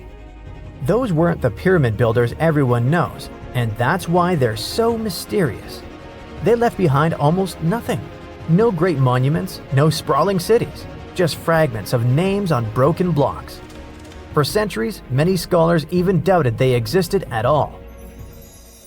That sorta changed in 2014, when archaeologists uncovered the tomb of Senebkay, one of those shadowy kings. Now, everything we know about Senebkay points to him having quite a story to tell. His bones revealed 18 deep wounds, the kind you get in battle. He had blows to his skull, back, and hands, and likely lost his life fighting, making him one of the few pharaohs we know who sadly fell in combat. His tomb was modest, with reused artifacts from earlier kings, but it delivered one priceless thing: proof. Until Senebkay, the Abydos dynasty was just a theory. With him, it became real. And that's why the new discovery could be a big deal. The newly uncovered royal tomb at Abydos shares the same layout and style as Senebkay's. It has limestone chambers, mud brick vaults, and protective deities, although it's much bigger. Which again raises the possibility that we're looking at an even earlier, more powerful ruler of Abydos. Whoever he was, he wanted to be remembered alongside the greats. Which is ironic, because it seems that history tried erasing him. Perhaps additional findings alongside his tomb could tell us more. Yes, there's more, and it's actually pretty cool. Not far from Abydos, in the village of Banawit, archaeologists uncovered a Roman-era pottery workshop. Yeah, you heard that right, a pottery factory close to a pharaoh's burial ground. The site had huge clay kilns, storage rooms, and even broken shards called ostraca. They were basically ancient sticky notes. Except instead of shopping lists, those had receipts scratched onto them in Greek and Demotic Egyptian. Little records of everyday transactions, the kind of thing you'd never expect to find near a lost dynasty king. Honestly, the potters missed a chance. Forget boring receipts, they should have been selling Osiris's mugs and Anubis figurines to pilgrims and tourists. But that's not all. It seems that centuries later, during the medieval period, the same ground became a cemetery. Archaeologists found mud brick graves with skeletal remains. This could mean that Abydos kept its aura of significance for hundreds of years after the Age of Pharaohs. So why this hill again and again? Is this place really a getaway to the afterlife? It is, after all, the very place where Osiris is said to rest. That belief lingered like a shadow for thousands of years, strong enough to pull in pharaohs and later medieval families. Different rituals, same sacred ground. Although, to be fair, the Romans weren't here for Osiris. They came to make pots. The story of Abydos is not over. The excavations will continue, and who knows what else could be discovered in the future. Today, archaeologists are armed with tools that are basically X-ray glasses for the desert. Every scan could reveal a hidden chamber, or if we're lucky, finally give our nameless pharaoh his wren back to him. In fact, I became strangely invested in finding out who he was. So let's hope for some news soon. It's only a matter of time. Do you have your own theories? Let me know. Scientists found an entire city of Gaiangola that was hidden beneath the dense jungles of Mexico for 600 years. It covers 360 hectares, had over 1,000 buildings, 2.5 miles of defensive walls, a network of internal roads, and a well-planned urban layout with temples and ball courts, and separate neighborhoods for the elites and commoners. For centuries, people believed there was just an abandoned fortress there, based on stories passed on from generation to generation. Until recently, there was no way to see how truly huge it was without spending years on the ground. But thanks to the new technology, a remote sensing tool called LiDAR, they got a 3D model of the area in just 2 hours from a plane. Gaiangola was built between the years 1350 and 1521. It was a crucially important place for the Zapotec people, a group that had lived in the area since around 700 BCE. In Gaiangola, families lived together in homes with big patios in the middle, surrounded by rooms. When families got bigger, they built more rooms and made their homes larger. The study found that both the leaders and regular people worked together to make the city better. Because Gaiangola was surrounded by mountains, they used this land wisely and built their houses in a way that fit the slopes and let rainwater flow naturally. This helped keep their homes safe and strong. They were built so well that many of these buildings are still standing, even after hundreds of years. There are 2 pyramids in the center of the city. They may have been used as temples where the priests celebrated rites and ceremonies to their deities. The priests brought offerings to the altars, and the people assembled at the 2 squares that are now sunken. Then, there is also a palace with 64 rooms, some of them with circular columns on several sloped terraces. There are patios with many stairways all connected to each other. The sensing tool also found a round-shaped lookout point on a natural rock, where the Zapotec people could see their foes approaching from a distance. Researchers also noticed 2 circular structures that could have been used to watch the stars and measure time. They also found some tombs, so there was most definitely a city cemetery. By the end of the 1400s, the Zapotec people controlled a large territory on the Pacific coast and had successfully defended their land from the Aztecs, who were trying to take over more territory. They did the almost impossible and survived a 7-month-long siege at Gaiangola.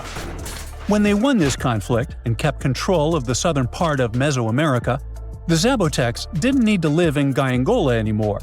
Staying in the mountains had its pros, but they needed fresh water and good farmland to grow food. The small city of Tehuantepec, just 12 miles away, had these conditions, so they moved there just before the Spanish arrived in 1521. Over time, Zapotec traditions started to fade, but their culture didn't disappear completely, and more than 300,000 Zapotec people still live in Oaxaca state in Mexico. They speak their own languages and keep their traditions alive. Creating the 3D model of the lost city is just the beginning of the research. Archaeologists hope that future studies of Gaiangola will help us learn more about how the Zapotecs were organized, how they ruled their cities, and how they interacted with the Spanish when they arrived. They plan to study all 1,100 buildings found in the LiDAR scan, and it will take a few years. Instead of digging up the ruins, they will use special technology to scan the land and learn more about the city without damaging it. This same tech helped scientists find another massive ancient city that lay hidden beneath the thick green canopy of the Amazon forest. A whole network of houses, plazas, roads, and canals was hiding in the shadow of a mighty volcano. For centuries, many scientists assumed that ancient Amazonian people lived in tiny huts, clearing patches of land to survive.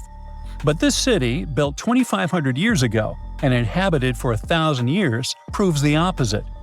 Now, scientists think tens of thousands or even hundreds of thousands of people lived in complex urban societies. Scanning the area found 6,000 rectangular platforms, each measuring around 66 by 33 feet, and standing 6 to 9 feet high. These structures were arranged in clusters around central plazas, with straight roads with perfect right angles and paths connecting them. One of the roads was 16 miles long. Building straight roads like this is far harder than just following the landscape. Some of these roads may have had deep spiritual or ceremonial significance. The volcano's rich soil helped the civilization thrive, but it may also have led to its downfall. Researchers also found signs of threats to the cities, such as ditches that blocked entrances to the settlements. Maybe some people living nearby were trying to get in. The next step for the researchers will be studying the adjoining 116 square miles to know more about this large, complex society that could be bigger than the well-known Mayan societies in Mexico and Central America. Meanwhile, in 1963, a man in Turkey discovered an ancient city while renovating his own house. He knocked down a wall in his basement and found a mysterious room. He kept digging and saw a tunnel. It led to the Derinkuyu underground city. It's one of the deepest multi-level underground settlements in Cappadocia and in all of Turkey. The inhabitants lived on 8 levels and had access to cellars, storage areas, chapels, a school, a study room, and other structures. All floors were connected by an extensive network of tunnels. The underground city was probably built as a shelter. The construction is hiding at 279 feet deep, and you can't see it from the outside. The complex was large enough to shelter about 20,000 people with their livestock and food supplies. There was also a 180-foot ventilation shaft. Archaeologists believe that Phrygians first built the levels. The Romans used and enhanced the structure later. The golden time of Derinkuyu was during the Byzantine era. The next lost and found city appeared only in a few inscriptions and ancient texts, so no one could be sure it really existed. Scientists searched the majority of the coast of Egypt until one archaeologist and his team detected a colossal face looking at them from under the water. The ancient city of Thonis Heraklion was discovered completely submerged 4 miles off Alexandria's coast. In the ruins of the lost city, there were 64 ships, 700 anchors, and a treasure trove of gold coins. Archaeologists believe the 16-foot-tall statue and the temple remains are the most important findings discovered by the expedition. Back then, the city had ceremonies and celebrations that took place in the Temple of Ammon. The ruins and artifacts were made from granite and diorite, so they were in good condition even after having been in contact with water for centuries. They give people a glimpse into what life was like 2,300 years ago in one of the most important trade ports of the world. The city had a network of canals, sort of like an ancient Egyptian Venice. The canals linked many separate harbors and anchorages. Towers, temples, houses, and other structures were also linked by bridges. Thonis Heraklion was the country's main port for international trade and the collection of taxes. No one really knows how the city ended up submerged, but archaeologists connect it with natural causes. At the end of the 2nd century BCE, most probably after a flood, it got covered with water.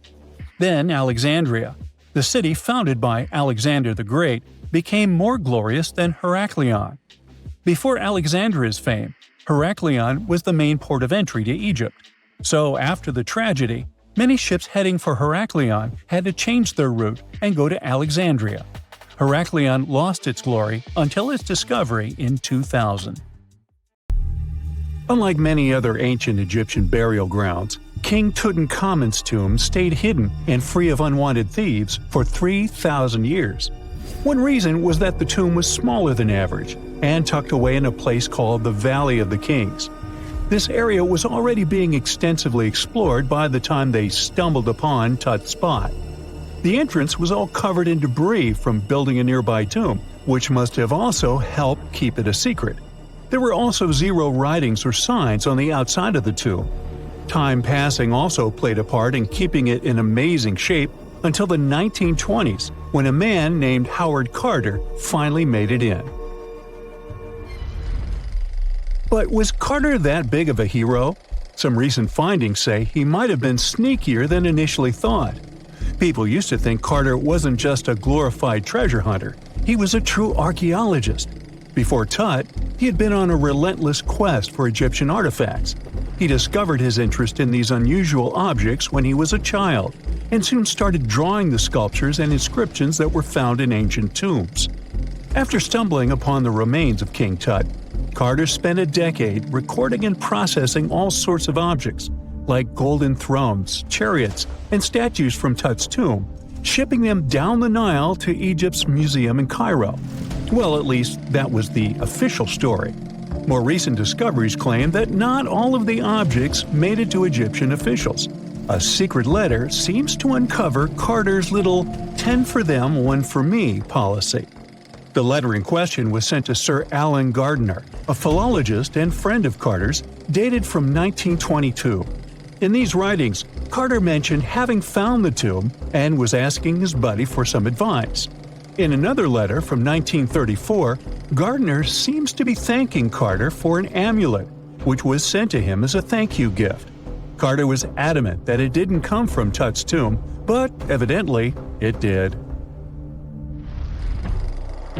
Even the British director of the Egyptian Museum was onto Carter's sneaky endeavors, but couldn't prove it. He compared Gardiner's amulet to others from Tut's tomb, and lo and behold, they were a perfect match. Gardiner was so disappointed to have been put in such a sticky situation that he vented to Carter in another letter. Deciding to be a good friend, Gardiner didn't throw the famous archaeologist under the bus. Instead, he advised Carter to take those stolen goods back to Cairo, just like he'd advise you to like this video and subscribe to the Brightside channel for more amazing videos on the most unique topics in history. It's not the only shady piece of information on Carter's post-discovery behavior. In 1947, a man named Alfred Lucas, who used to work with a controversial archaeologist, gave some information in an obscure journal in Cairo. He claimed that Carter sneakily cracked open the burial chamber door himself. Then he sealed it back up like nothing had happened before the official uncovering. Now, why would he do that? Well, the same theory suggests that Carter and his crew might have entered the tomb early so they could get their hands on some ancient goodies. Obviously, these people couldn't risk having such objects sold while they were still alive, but made sure they were auctioned off after they passed. Carter, though, never confessed to anything. He made no official denial either, but the Egyptian government couldn't risk any more mysterious disappearances, so they prohibited him from entering the tomb for a while. Some have connected this apparent stealing to the curse of King Tut. If you've never heard of it, know that it became quite the scary tale soon after King Tutankhamun's resting place was uncovered. It claimed that anyone messing with the tomb of the boy pharaoh would face some serious bad luck. It's not all dramatic like a mummy going on an aggressive spree, but word got out that the people involved in disturbing King Tut's lair met some mysterious, untimely ends. The main untimely passing related to this supposed curse is that of George Herbert, the 5th Earl of Carnarvon. He was this British aristocrat who helped fund the search for the tomb. He passed away just a year after the tomb was opened. Now, people love to call it mysterious, but it turns out that Herbert was already in pretty bad shape health-wise when he got to Cairo, and he ended up getting taken down by a regular disease. Now, let's talk numbers. There were a lot of people linked to this tomb opening – security guards, archaeologists, and supporting staff. And sure, a few of them did pass not long after the tomb started receiving visitors. As much as we'd like this curse to be true for the sake of, good storytelling, statistically, if you have a bunch of people connected to opening a tomb, you'd expect some passings just by random chance. The average lifespan for those supposedly targeted by the ancient curse was more than 20 years after the spell was supposed to kick in. Herbert's daughter even lived until the 1980s, that's half a century later. And Howard Carter himself lived until 1935, a solid 16 years after the big reveal. Some have suggested that the whole curse was nothing more than a careful PR strategy. You see, when Tut's tomb was found, Howard Carter wanted to make a priority out of keeping nosy reporters away, so he might have come up with a curse hanging over anyone entering the boy king's resting place. But what was stolen from King Tut's tomb anyway? Well, some jewelry to begin with. It might have been snatched by Howard Carter himself, according to a French specialist. He did some intensive research by looking at old pictures taken from inside the tomb back in the 1920s. He compared those images to various objects from museums and auction houses. He soon started to piece together the whereabouts of some of Tut's jewelry. First up, there's this collar that used to be on Tut's chest. It was all broken into pieces, and some parts went via Carter to the Nelson Atkins Museum in Missouri. Meanwhile, other bits ended up on a necklace owned by some unnamed people who tried to sell it in 2015 but failed. Even the Nelson Atkins Museum agrees, as they've confirmed the information on their website. Then there's a headdress piece. Some beads from it that once belonged to Tut apparently got stolen by Carter too. They were also strung into a necklace and are now being held at the St. Louis Art Museum. Another fancy collar made out of glazed ceramic magic spent some time at the Met, far away in New York. Thankfully, it was sent back to Egypt a bit over a decade ago. This seems to have been, as you'd expect by now, also stolen by Carter. Missing artifacts aside, King Tut still gave a ton of amazing objects that helped us learn more about this incredible ancient culture. Starting with the famous burial mask. It's this massive 21-inch gold art piece with semi-precious stones and glass paste. It weighs 22 pounds and showcases the boy pharaoh with a long beard and a headdress with a cobra and vulture. On the back, there's this spell from an important ancient Egyptian spiritual book that's supposed to make sure it works just as well in the afterlife. Tut was also apparently a board game enthusiast. They found 4 board games in his tomb, some made of ivory. Archaeologists also found a pair of gold sandals, though you'd imagine they were more for show than for comfort. In fact, the pharaoh probably never wore them in his lifetime. Now, speaking of fashion items, it turns out Tut was quite the fancy ruler. They even found a mannequin in his tomb that was used to pick out, adjust, and store his outfits and jewelry. The boy king seemed to have also enjoyed some music, based on the 2 trumpets historians found in his tomb. Though they were played back in 1935 in a BBC broadcast, the instruments are today considered too fragile to be maneuvered. How much time passed between the inventions of the first computer and the appearance of the modern one? The first electronic computer in history is the ENIAC, Electronic Numerical Integrator and Computer. It was invented in 1945 by American scientists. But there's an older machine. It's the Babbage difference engine. English engineer Charles Babbage built it in 1822. This means more than 200 years have passed since the first computer, and we would have thought so if, at the beginning of the 20th century, divers hadn't discovered a computer more than 2,000 years old. In 1900, a group of divers searched for sea sponges in the Mediterranean Sea between the island of Crete and mainland Greece. But instead of sponges, they found sunken treasure ships. It was one of the most significant archaeological finds of that time. At the bottom were Greek marble sculptures and many other artifacts. Among them, divers found a strange piece of stone the size of a large book. They ignored it and put it with other finds in the museum.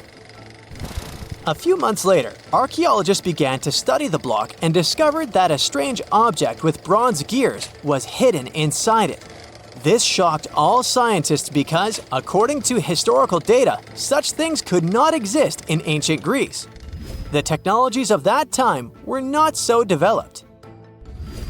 Scientists started studying this object and realized they had no idea what it was.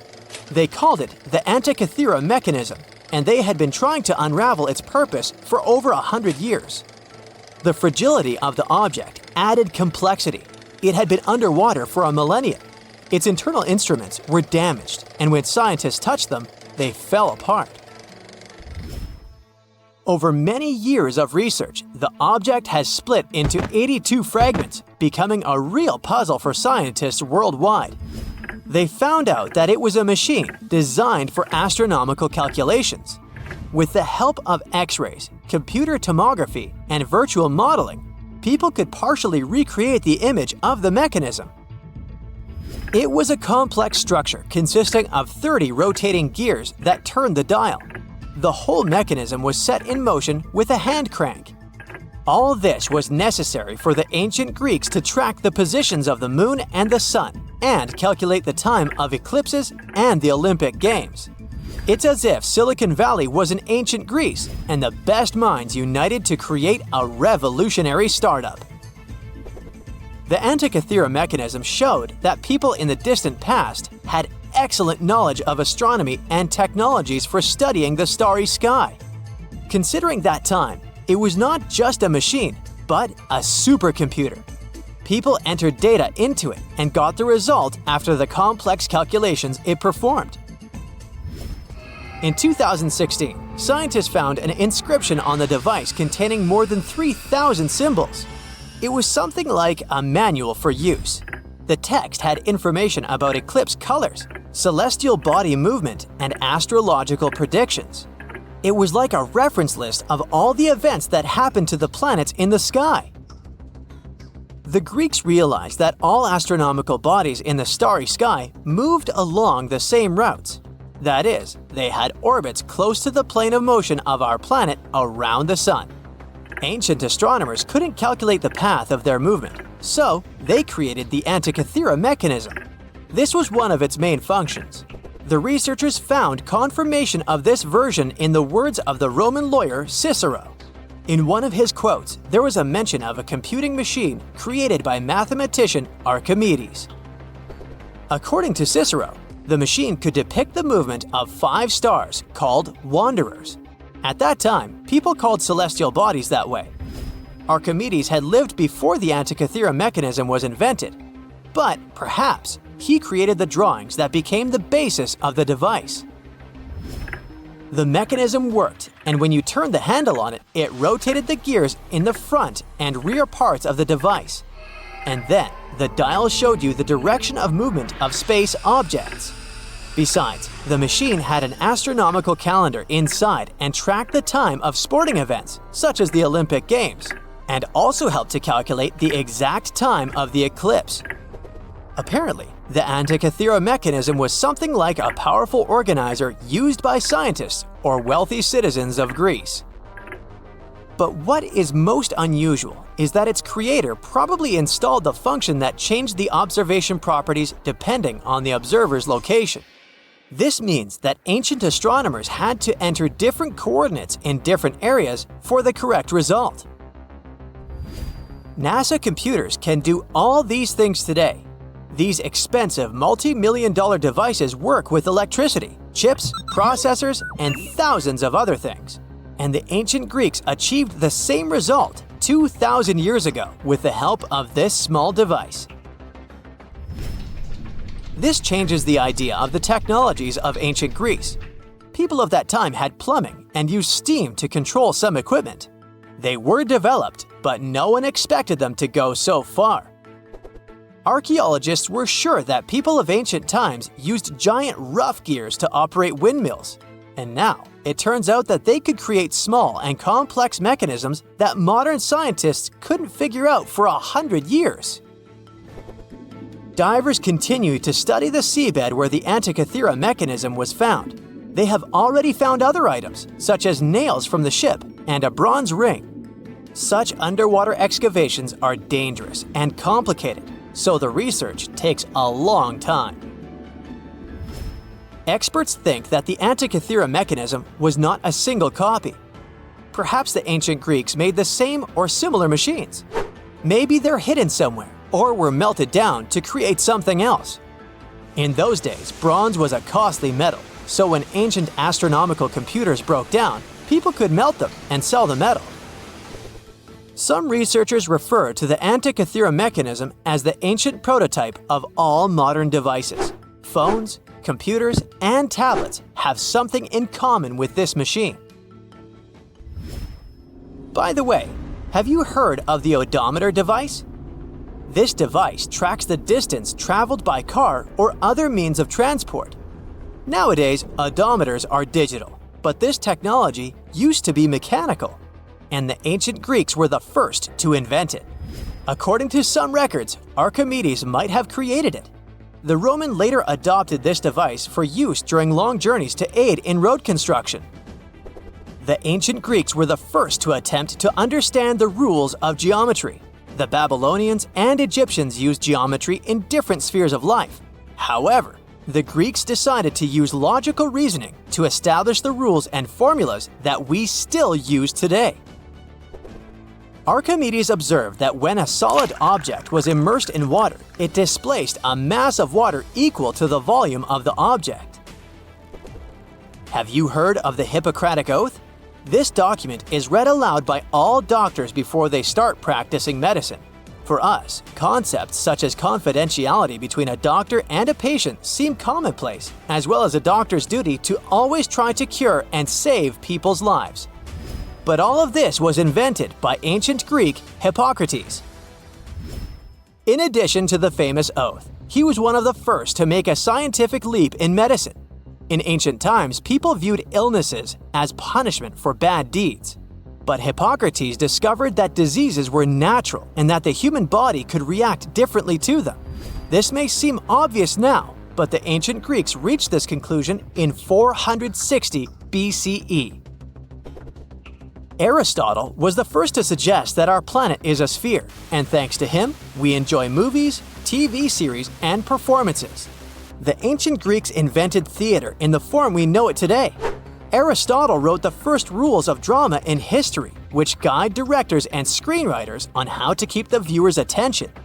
Greek writers created plays in various genres, including tragedies, satires, and comedies. All of this contributed to the formation of Western culture, and that's why many directors enjoy staging ancient plays. And this is only a small part of what the Greeks invented. Therefore, it's quite logical that they were able to create the Antikythera mechanism.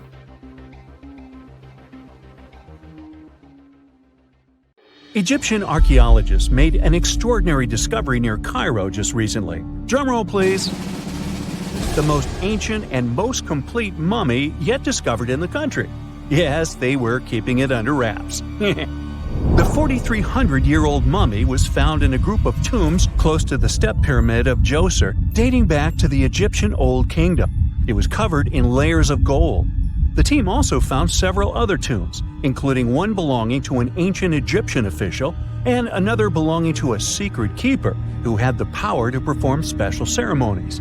Another interesting tomb was that of a writer, which featured the largest statues ever found in the area. This vast burial site is also home to more than a dozen pyramids and resting grounds. Probably one of the most famous mummies in the world is that of Hatshepsut. She ruled Egypt like a boss for around 20 years, building all sorts of impressive buildings and creating new trade routes. But when archaeologist Howard Carter found her tomb in the Valley of the Kings, her sarcophagus was empty.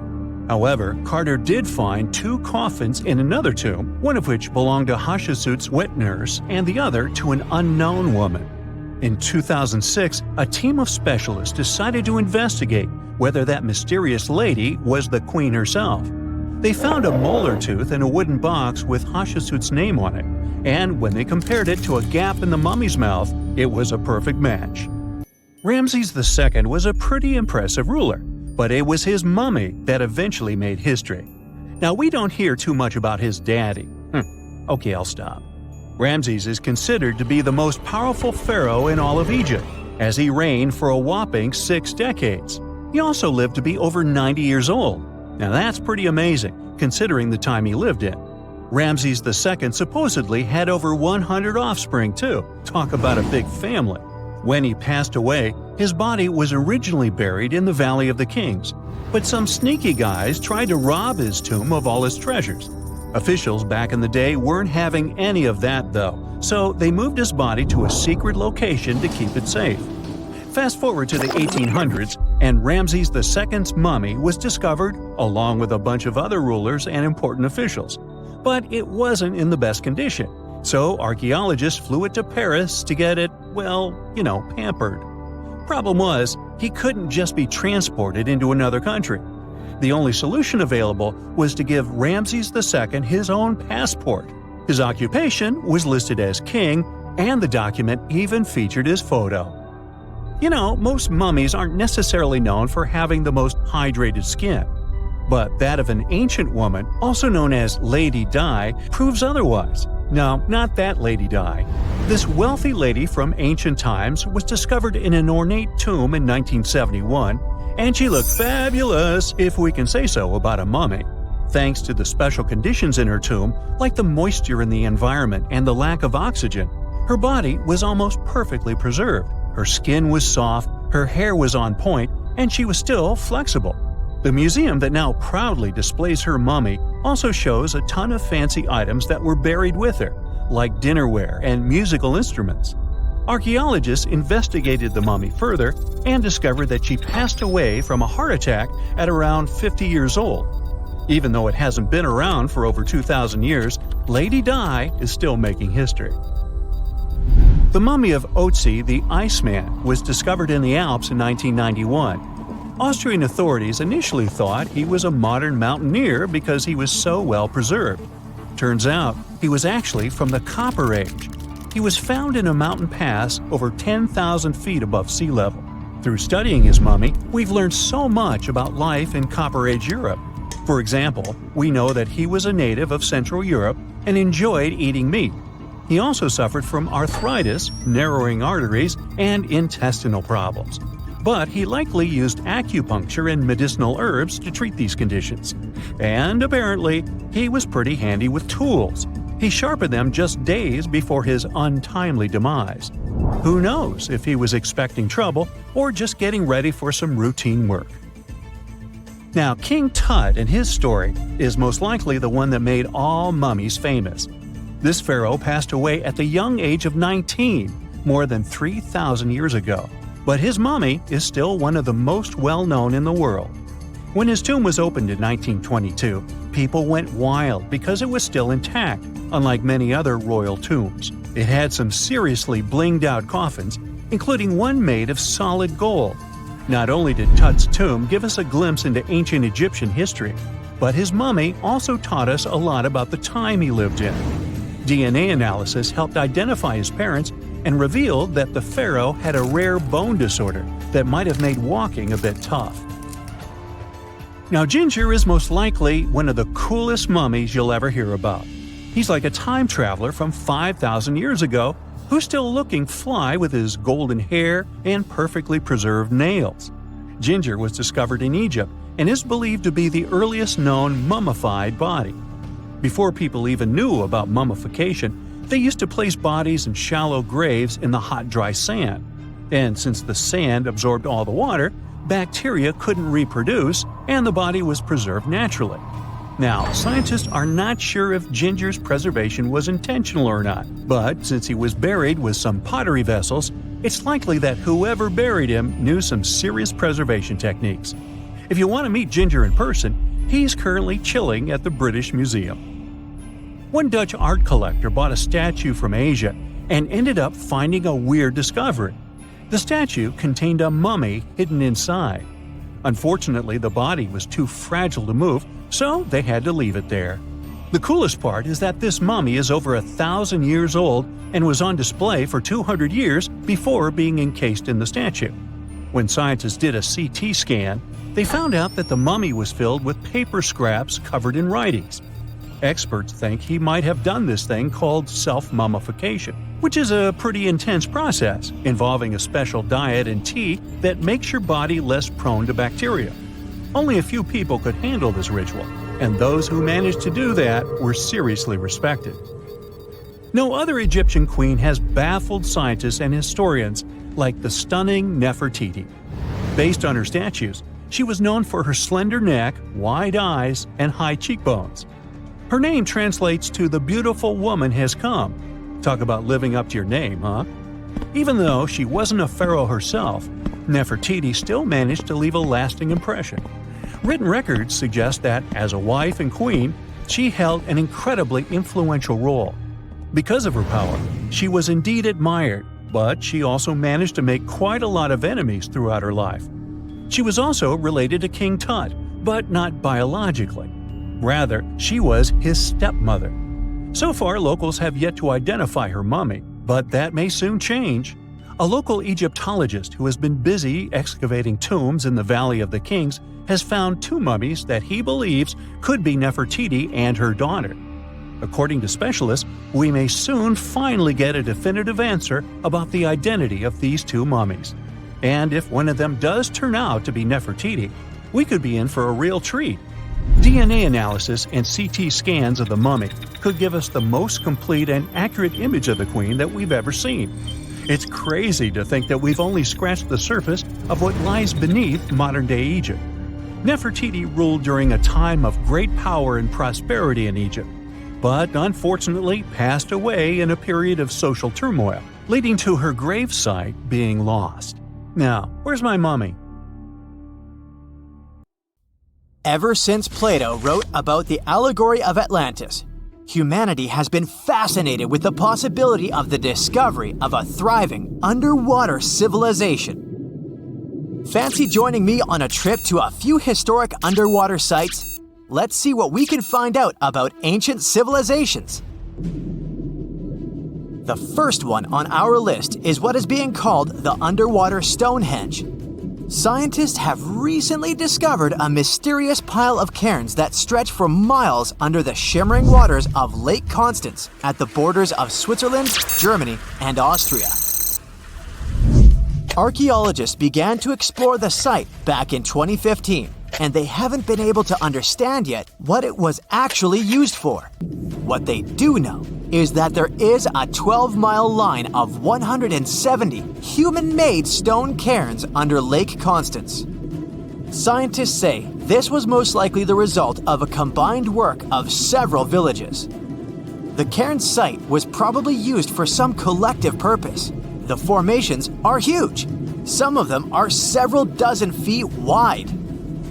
The most amazing discovery so far is that the site dates back to around 5,500 years ago. Now, what were we humans doing back then? We were living in the prime years of the so-called Stone Age. We were beginning to make artifacts from stone and use them to hunt and eat. Can you imagine what a knife and fork might have looked like back in those days? It's no coincidence that scientists call this site the underwater Stonehenge, though. Both sites are believed to have been built around the same period of time. You see, Stonehenge dates back to around 3100 BCE. Both sites carry the distinct characteristic of stone monuments built in a circle. Not to mention the fact that scientists also haven't figured out why on earth our early ancestors would feel the need to build a monument such as Stonehenge. Well, the mystery of Lake Constance hasn't been solved yet. Who were the Neolithic people from this area?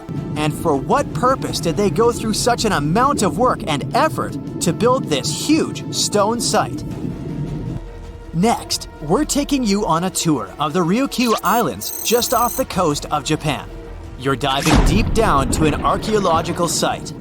But I should warn you, the waters of the Pacific Ocean are far from smooth.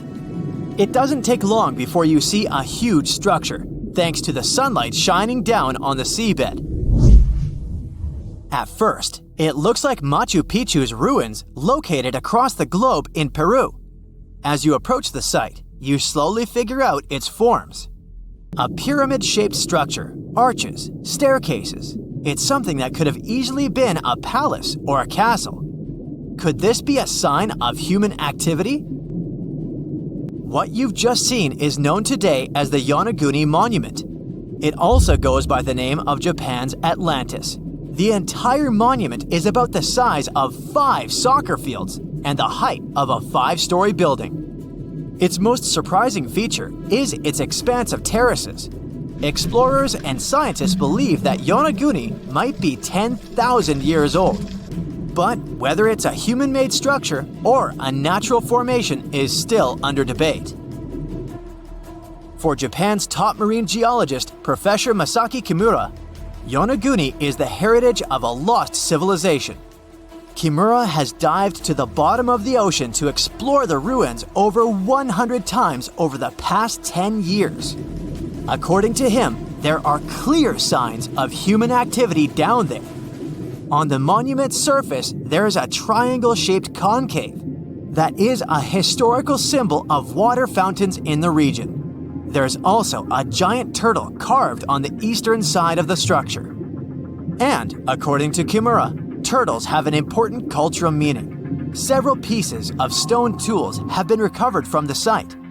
Their estimated age is around 10,000 years. However, not all scientists support this theory. For many, Yonaguni is the result of thousands of years of erosion. The fact that the monument is composed of one massive rock leads them to believe it's not human-made. The defined edges and flat surfaces resemble a natural formation in Northern Ireland, known as the Giant's Causeway. The basalt columns look like the ruins of a palace, but they're actually the result of volcanic activity in the region. Now, you're flying to the coast of Greece, 4 hours away from Athens. More specifically, you're in the Peloponnese Peninsula. You dust off an old snorkel and head for a free dive on a bright sunny day.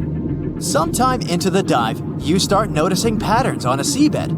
13 feet below the surface, outlines of familiar objects start to appear, one by one. As you continue swimming, what looks like the outline of an entire city emerges in front of your eyes.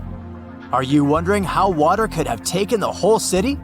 Rocks are perfectly aligned into what appears to be the foundation of a building. This is Pavlopetri, an ancient city you've probably heard about for the first time.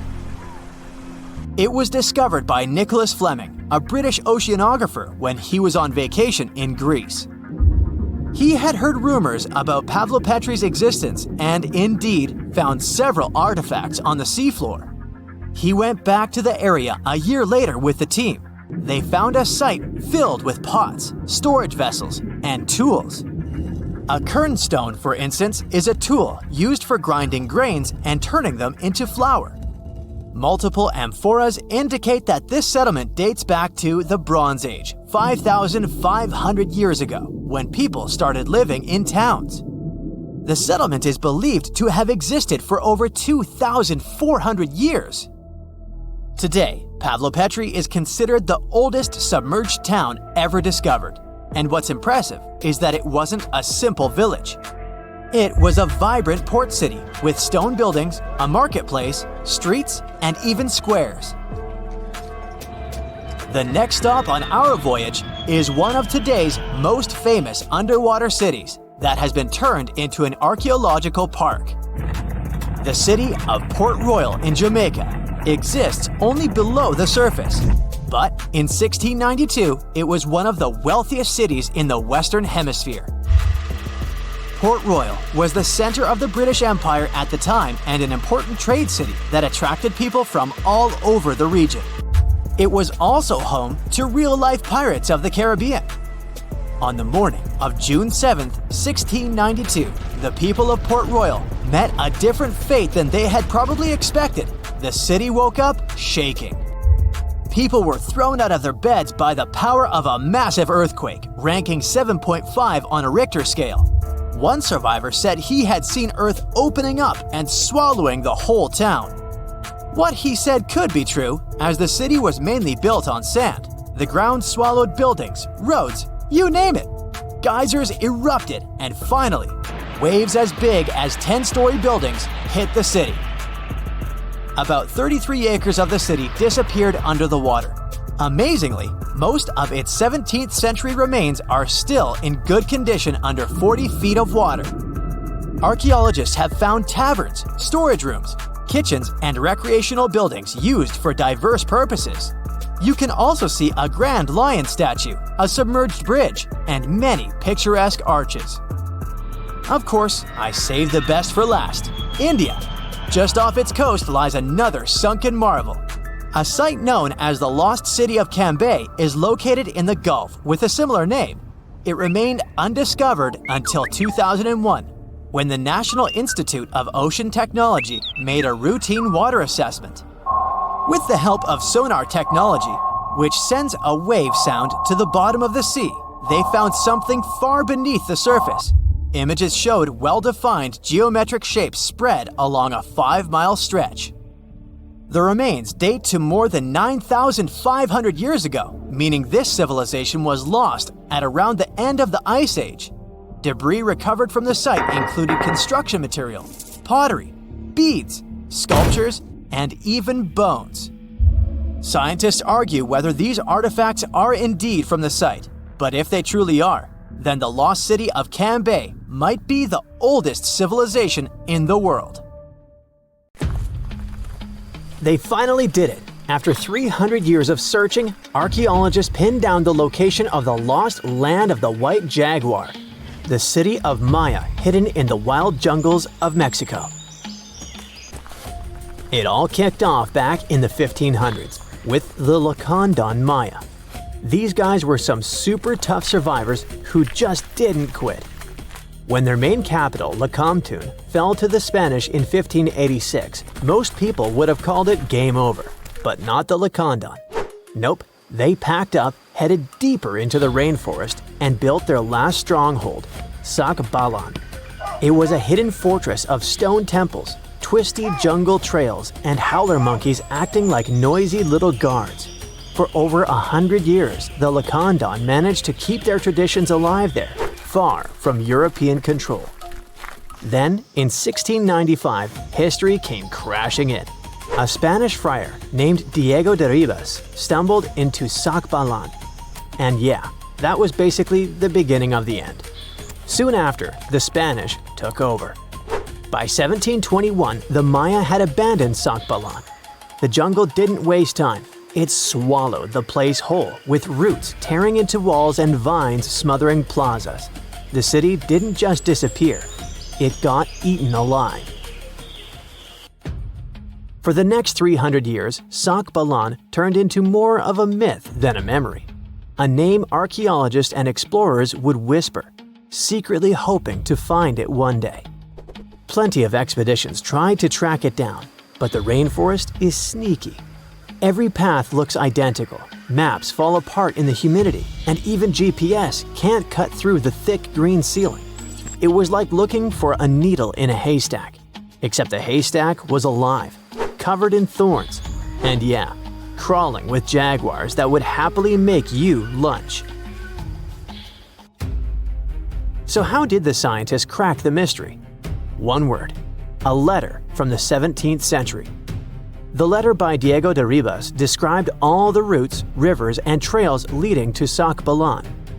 It showed in every detail the journey of the soldiers who walked 4 days to the Lacandon River after leaving Sakbalan. Then they sailed for 2 days and arrived at the church El Encuentro de Cristo, left their canoes, and continued on foot to Lake Petén Itzá in Guatemala. This was already detailed enough, but the scientists needed to pinpoint the exact location with geographic information systems. They took into account vegetation layers and how much each person was carrying to map an approximate range where Sakbalan should be. They fed this information to GIS and calculated where the city should be. And bingo, it worked. Archaeologists traveled through the jungle and found stone temples rising like broken teeth from the earth. There were also some tools and ceramics, and a Spanish church right in the middle of the ruins. The discovery isn't just about cool ruins, it rewrites history. For decades, people assumed the Lacandon simply scattered after Lacamtun fell, but Sakbalan proves they regrouped, fought, and preserved their culture for over a century more. It's like discovering the final chapter of a book we thought ended too soon. There's also irony here. The Spanish friar who revealed Sakbalan helped doom it. Yet his letter, centuries later, also helped save its memory. Today, the ruins sit inside a biosphere reserve, protected by the same jungle that once hid them. Tourists can't just waltz in. It's raw, tangled, alive. The city breathes again, but on its own terms. Scientists just uncovered another lost city buried under the thick jungles of Mexico. It had been hiding there for 600 years. The place is called Gengola, and it's massive, about 360 hectares with more than 1,100 buildings, 2.5 miles of defensive walls, its own network of roads, and a super organized city plan. Because it was so deep in the jungle, you'd never realize how huge it really was unless you spent years hiking through it. But modern tech swooped in to save the day, using LiDAR, a kind of laser scanning tool. Researchers flew over the site, and in just 2 hours, they had a full 3D map of the entire city. Gengola was built sometime between 1350 and 1521, back in pre-Columbian times, and it used to be buzzing with life. It was a major hub for the Zapotec people, who had been around in the region since about 600 BCE. Families there lived in homes with big central patios surrounded by rooms, and as they got new members, they just add more rooms and stretch their houses out. They even used the mountains around them as natural walls and channeled mountain water for drainage. A lot of their buildings are still standing, which is wild considering how much time has passed. By the late 1400s, the Zapotec were real powerhouses along the Pacific coast. They even fought off the Aztecs, who were constantly trying to expand. At Gengola, they survived a brutal 7-month siege. But even though hiding in the mountains kept them safe, it wasn't perfect. They didn't have enough fresh water or farmland to feed everyone. Just 12 miles away, the smaller city of Tehuantepec had what they needed. So the Zapotec moved there right before the Spanish arrived in 1521. What the scientists have seen so far is just scratching the surface. That LiDAR scan revealed more than 1,000 buildings, and archaeologists are planning years of research to figure it all out. Instead of digging everything up and risking damage, they'll use advanced scanning tech to keep studying the city safely. Alright, now let's hop across the world to Egypt, where archaeologists stumbled on a whole lost city called Imet, tucked away in the eastern Nile Delta. The place was buried under layers of mud, water, and time, hiding in a swamp that's been shifting and changing for thousands of years. Scientists first noticed it from way up high in faint little clusters of mud brick foundations in satellite images. The shapes looked shaky and ghost-like, but too neat to be natural. So they followed the patterns down on the ground, started digging, and the city started coming back to life. They found multi-story tower houses, basically mini skyscrapers of the ancient world.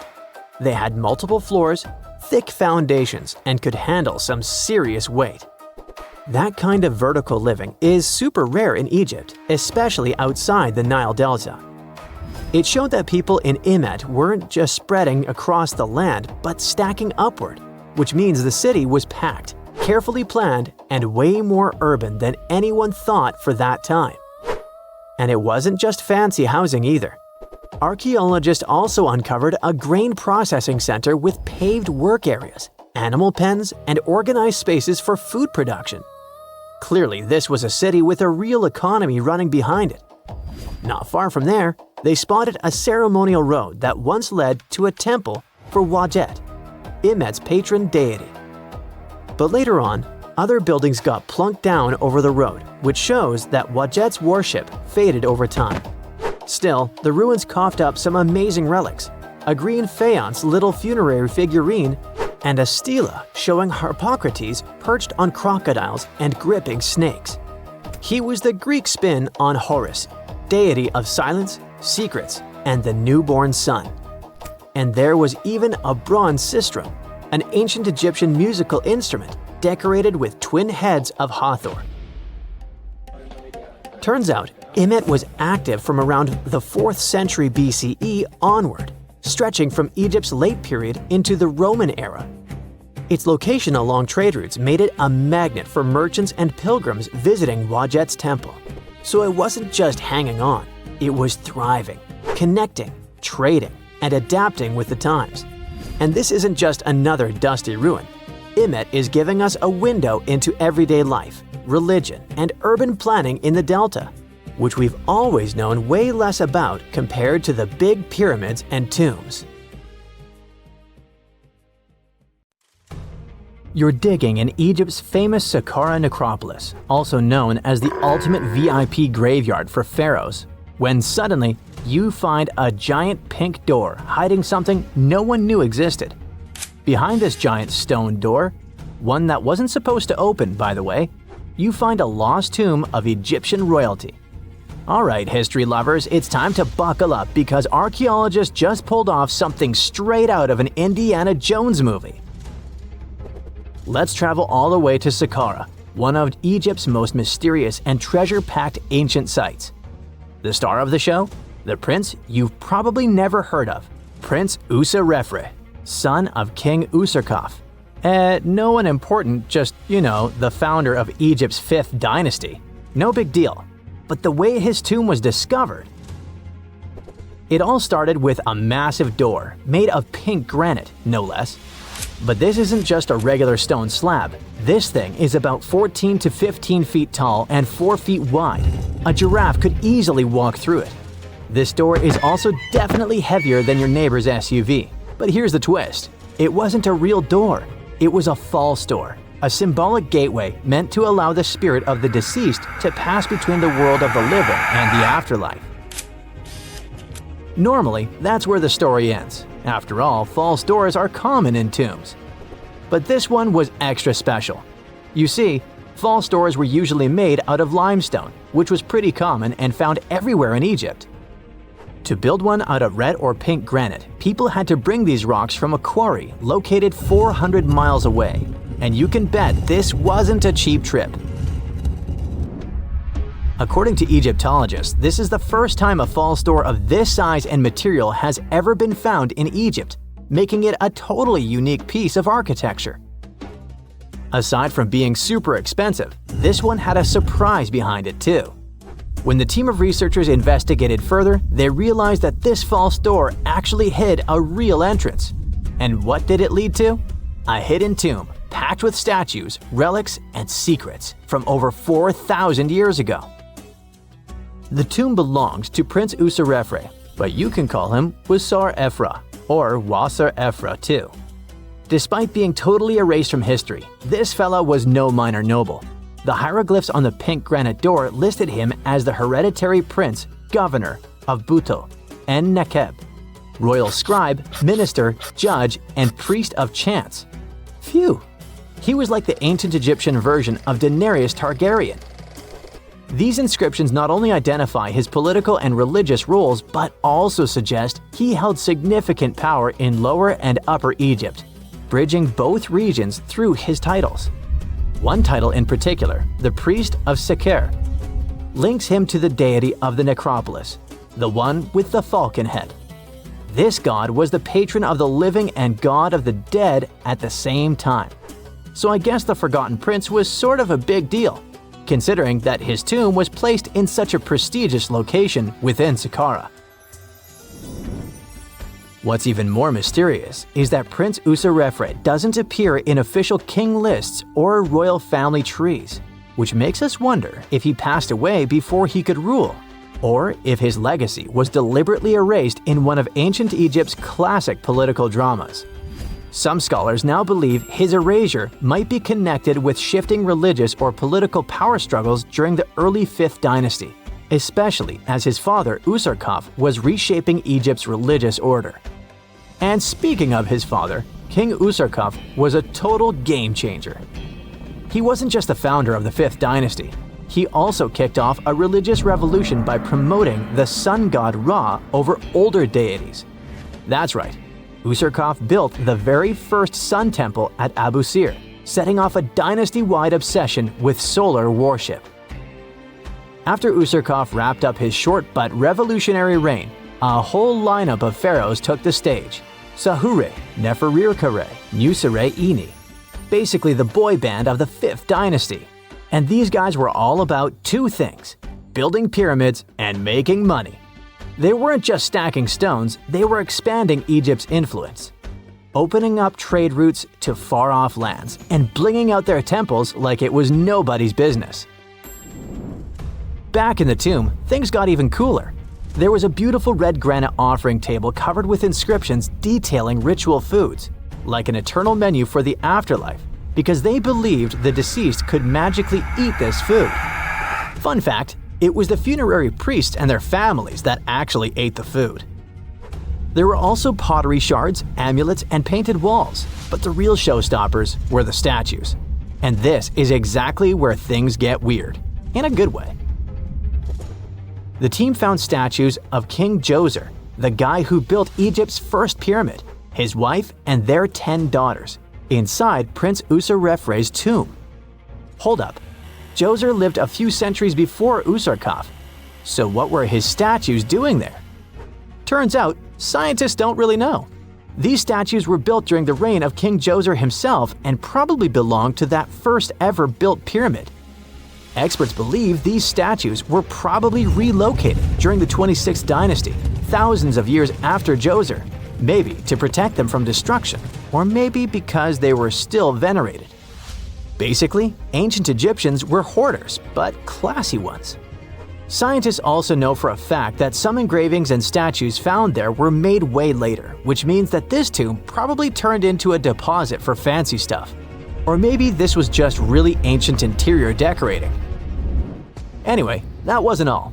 There was another pink granite entrance on the eastern side of the tomb, with inscriptions linking back to King Neferirkare, another 5th dynasty pharaoh who also tried to build his own pyramid, but failed. And near this second entrance, archaeologists found something never seen before in Sakara: a set of 13 pink granite statues, all sitting in a row on a high-backed bench, like they were waiting at the DMV of the afterlife.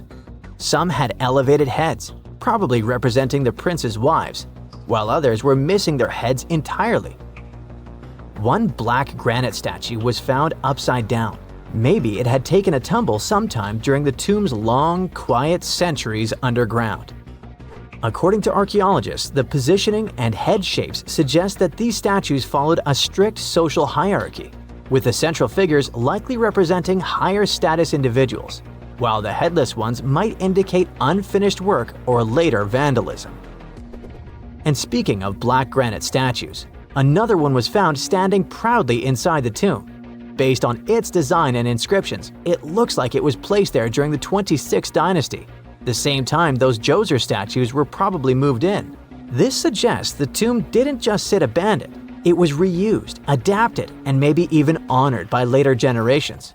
And by the way, black granite was associated with Osiris, the god of the underworld, during the late period, which means that this statue's presence is a clue that the tomb was a ritual space long after the prince's death.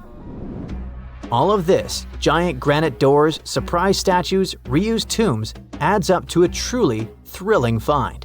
Prince Userefre may not be a household name yet, but his tomb is now one of the most fascinating ever found in Sakara.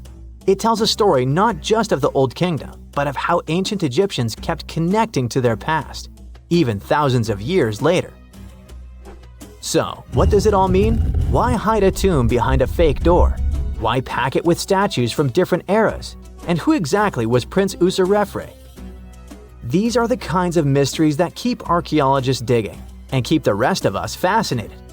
In the end, this discovery isn't just about one tomb, it's about how much is still waiting beneath the sands of Egypt.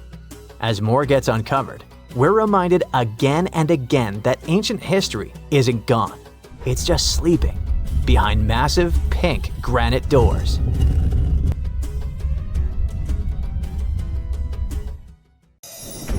Have you ever visited a famous monument and thought, alright, this is boring? While you were up on the Eiffel Tower yawning at the view, another landmark in Paris was pulling off the ultimate plot twist. Hidden in plain sight at Place de la Concorde stands a 3,300-year-old Egyptian obelisk that's been keeping juicy secrets from Pharaoh Ramses II himself. That's right. Ancient secret messages carved in stone have been right under our noses this whole time. Nope, this isn't the next National Treasure movie. This is real life, and it took a real-life Indiana Jones to crack the code. So, let's set the stage. You've probably seen this block of stone before, right? Towering 75 feet high, this massive granite pillar was originally from Luxor, Egypt, and it's been chilling in the heart of Paris since 1836. It's covered in hieroglyphs, and for years, everyone assumed we'd already cracked their code. Mystery solved. Nothing left to see here. Enter Jean-Guillaume Olet-Pelletier, French Egyptologist, cryptology expert, and part-time monument whisperer. Basically, if Indiana Jones traded his whip for reading glasses and binoculars, you'd get this guy. He's got a rather unusual hobby. He strolls up to the obelisk every now and then and casually reads hieroglyphs. For fun. Yes, he can read them fluently. No, we don't know what that says about our own hobbies. Until 2021, experts believe that the inscriptions on the obelisk mainly praise the gods Amun or Amun-Ra, if you're on friendly terms, and Horus, you know, the falcon-headed sky god with those super famous parents Osiris and Isis. But during one of his casual reading sessions, Olet-Pelletier noticed something odd. Some of the hieroglyphs weren't just singing praises to the gods, they were giving directions, literal directions, to the entrance of the temple of Luxor.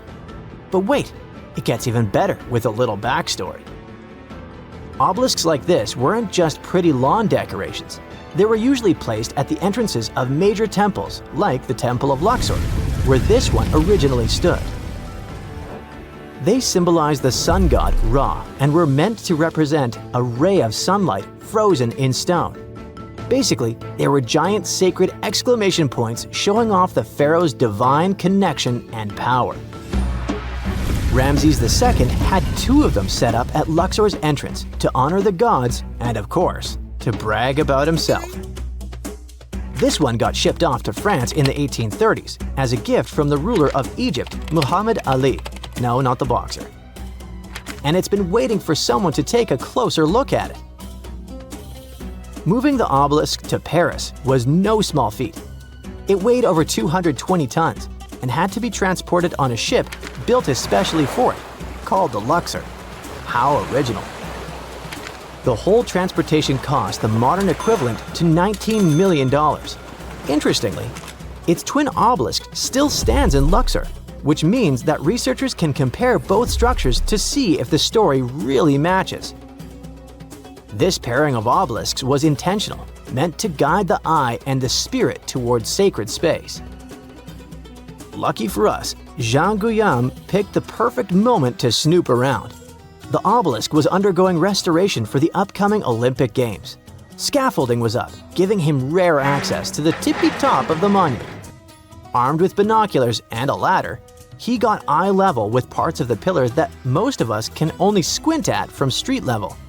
And that's when he uncovered the real twist. Turns out, ancient Egyptians didn't just chisel random symbols into stone. They had something way cooler up their sleeves: crypto-hieroglyphs.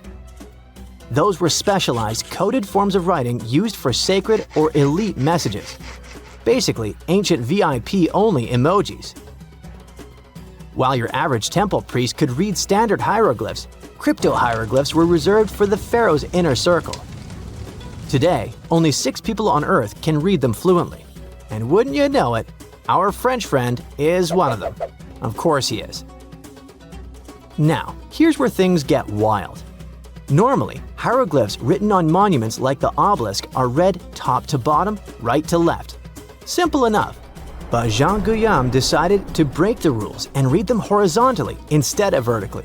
That's when he started spotting weird patterns, phrases, and symbols that had been hiding in plain sight for nearly 200 years.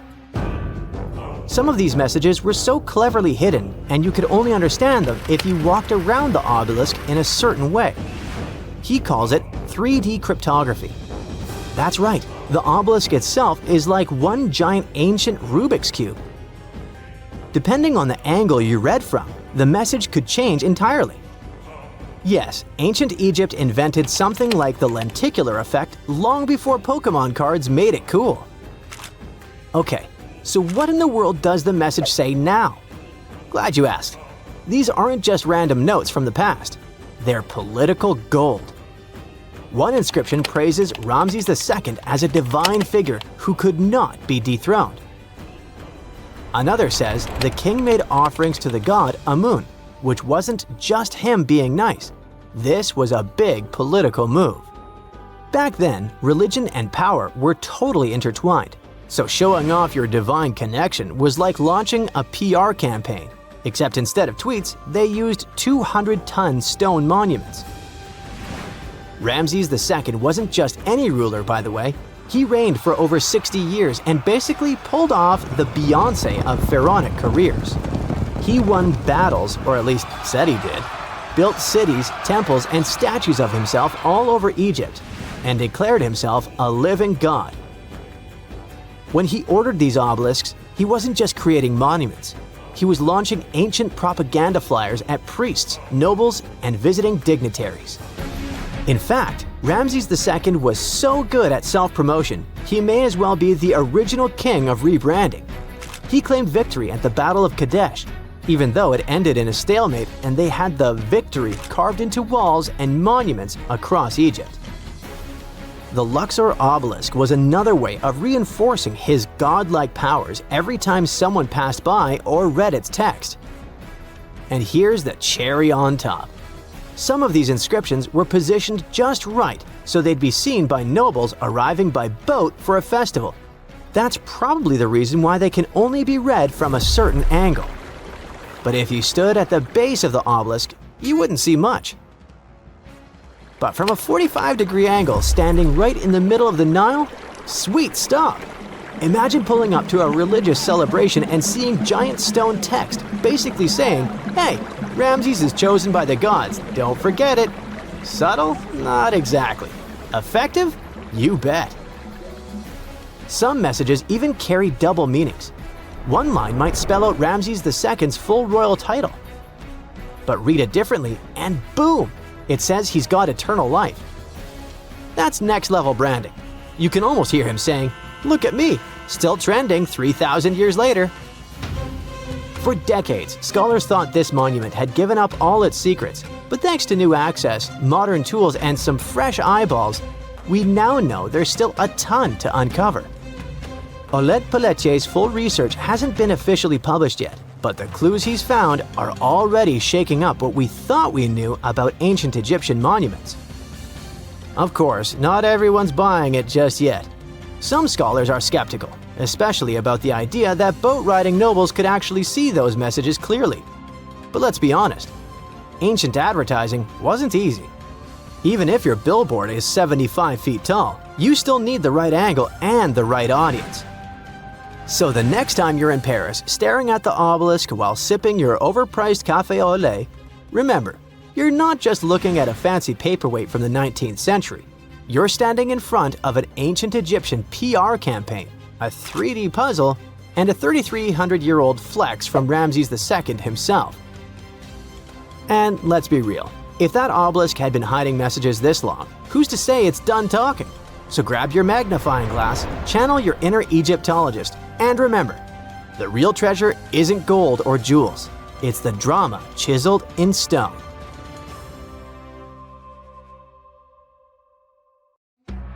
The Sahara Desert is like a Mad Max movie. Scorching heat, endless dunes, and an overall barren wasteland. A place where no one could live, right? Well, forget all you know about it, because 5,000 years ago, the Sahara was a lush paradise of grasslands, lakes, and rivers, and the home of a ghost civilization that vanished without a trace. Our tale begins in the 1930s, when a Hungarian explorer stumbled upon a cave in the middle of the Sahara. Inside, he found something bizarre: ancient rock paintings of people swimming in a lake, surrounded by giraffes, hippos, and crocodiles. At the time, everybody shrugged it off as some symbolic depiction of the afterlife, because, really, who would imagine a lake in the Sahara? Well, fast forward some 70 years later, when a group of archaeologists made a discovery that flipped the script. In a rock shelter in Libya, they unearthed 15 mummies, along with baskets, ceramic pots, and other everyday items. This may look like prehistoric junk to most people, but to archaeologists, it was like uncovering a key piece of evidence. Those people weren't just passing through, they lived here. You see, those weren't just any mummies. They were some of the oldest naturally mummified humans ever found, dating back over 7,000 years. Take that, Egypt. 2 of them still had readable DNA, preserved thanks to a rare natural mummification process, almost a miracle considering the Sahara's climate's ability to turn everything into, well, beef jerky. Scientists struggled to understand where those mummies came from for a while, because the mitochondrial DNA they recovered was not helpful at all. But thanks to scientific progress, they eventually managed to do a full genome analysis that revealed some weird secrets. Those people belonged to a human lineage that was completely unknown, and they lived isolated from the rest of humanity for thousands of years. For decades, researchers assumed that the place where they lived, the Green Sahara, was like a prehistoric highway, a lush corridor that humans and animals used to migrate between sub-Saharan Africa and the Mediterranean. But the mummies demolished that theory, like a hippo sitting on a sandcastle.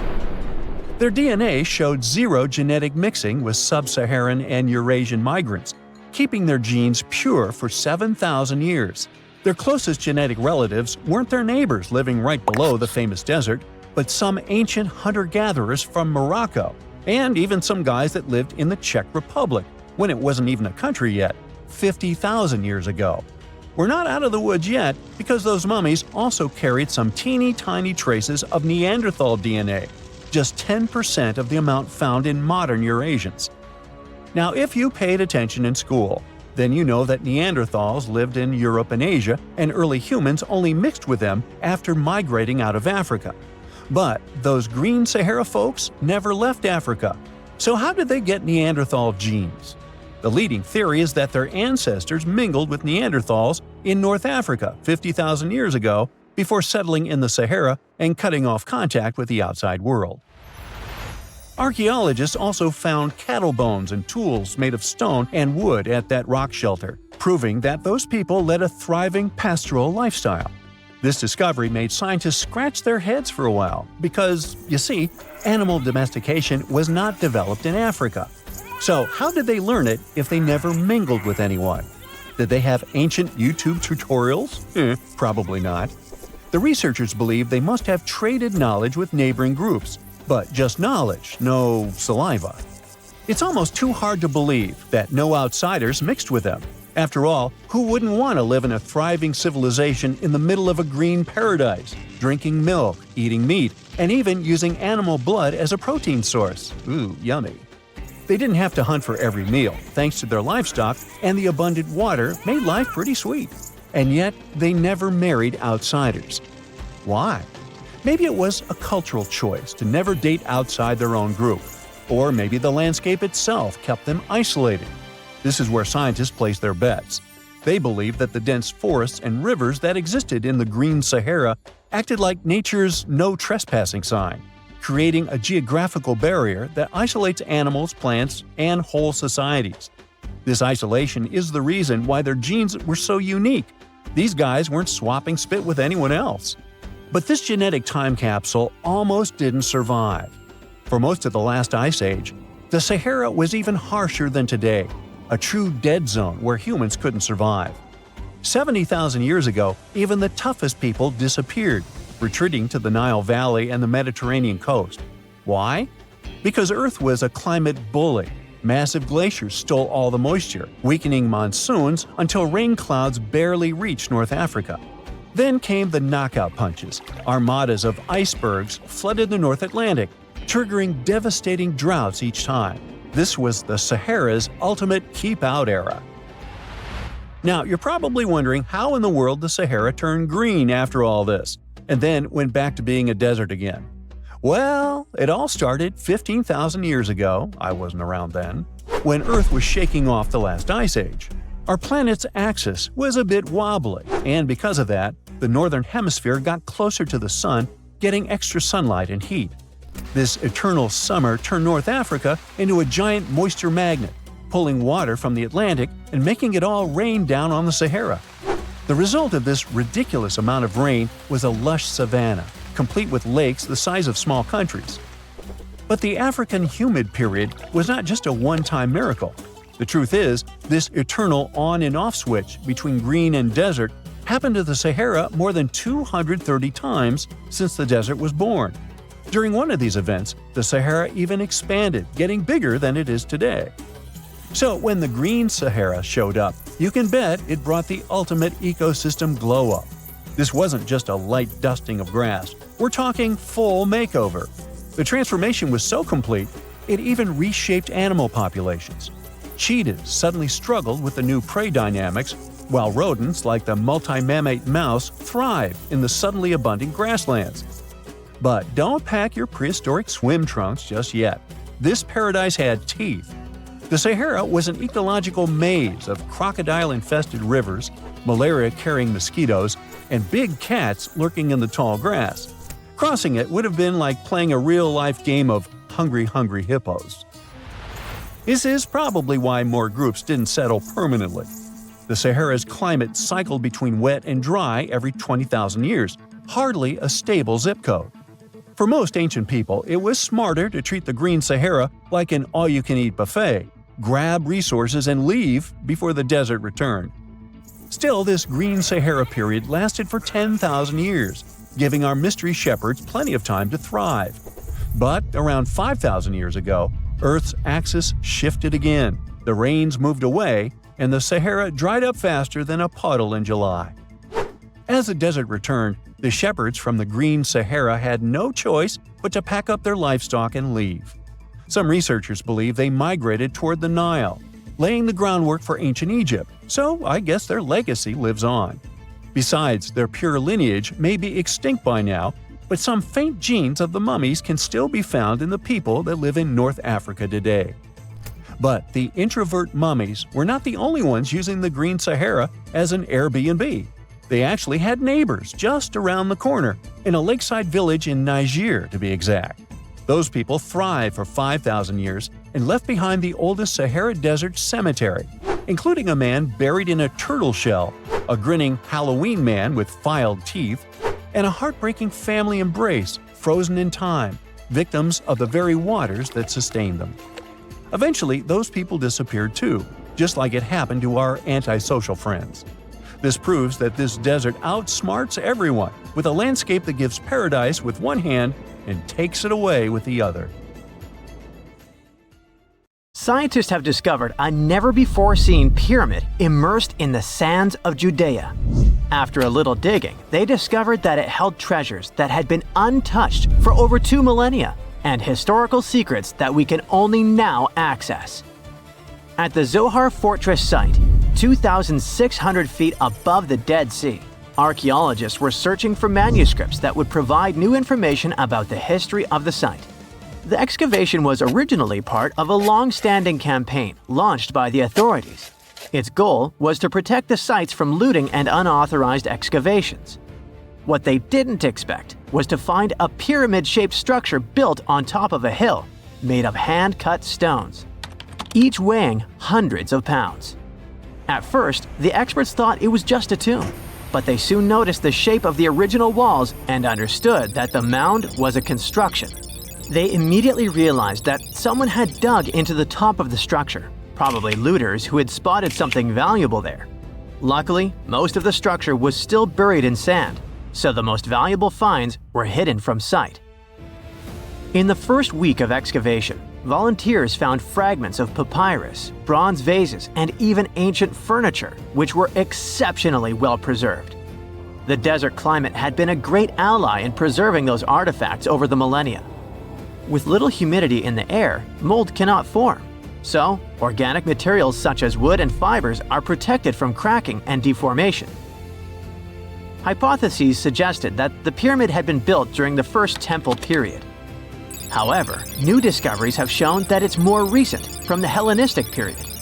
Considering this and the fact that the structure dates back 2,200 years, it's believed that it probably appeared shortly after the death of Alexander the Great, the famous ancient Greek king of Macedonia. At that time, his generals divided the former Seleucid Empire. Ptolemy took control of Egypt and the surrounding regions, including the Dead Sea area, while Seleucus took control of the north, which is now part of the Middle East.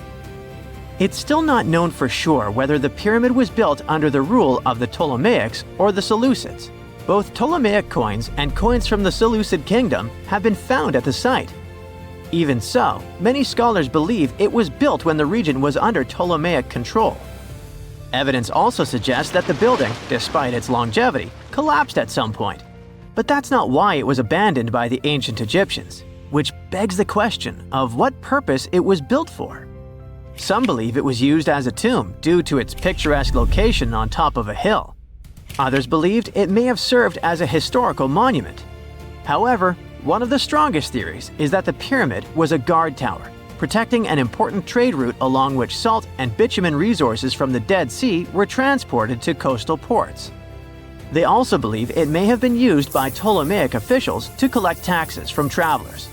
It would be something equivalent to our modern-day toll booths, or even port inspection agencies.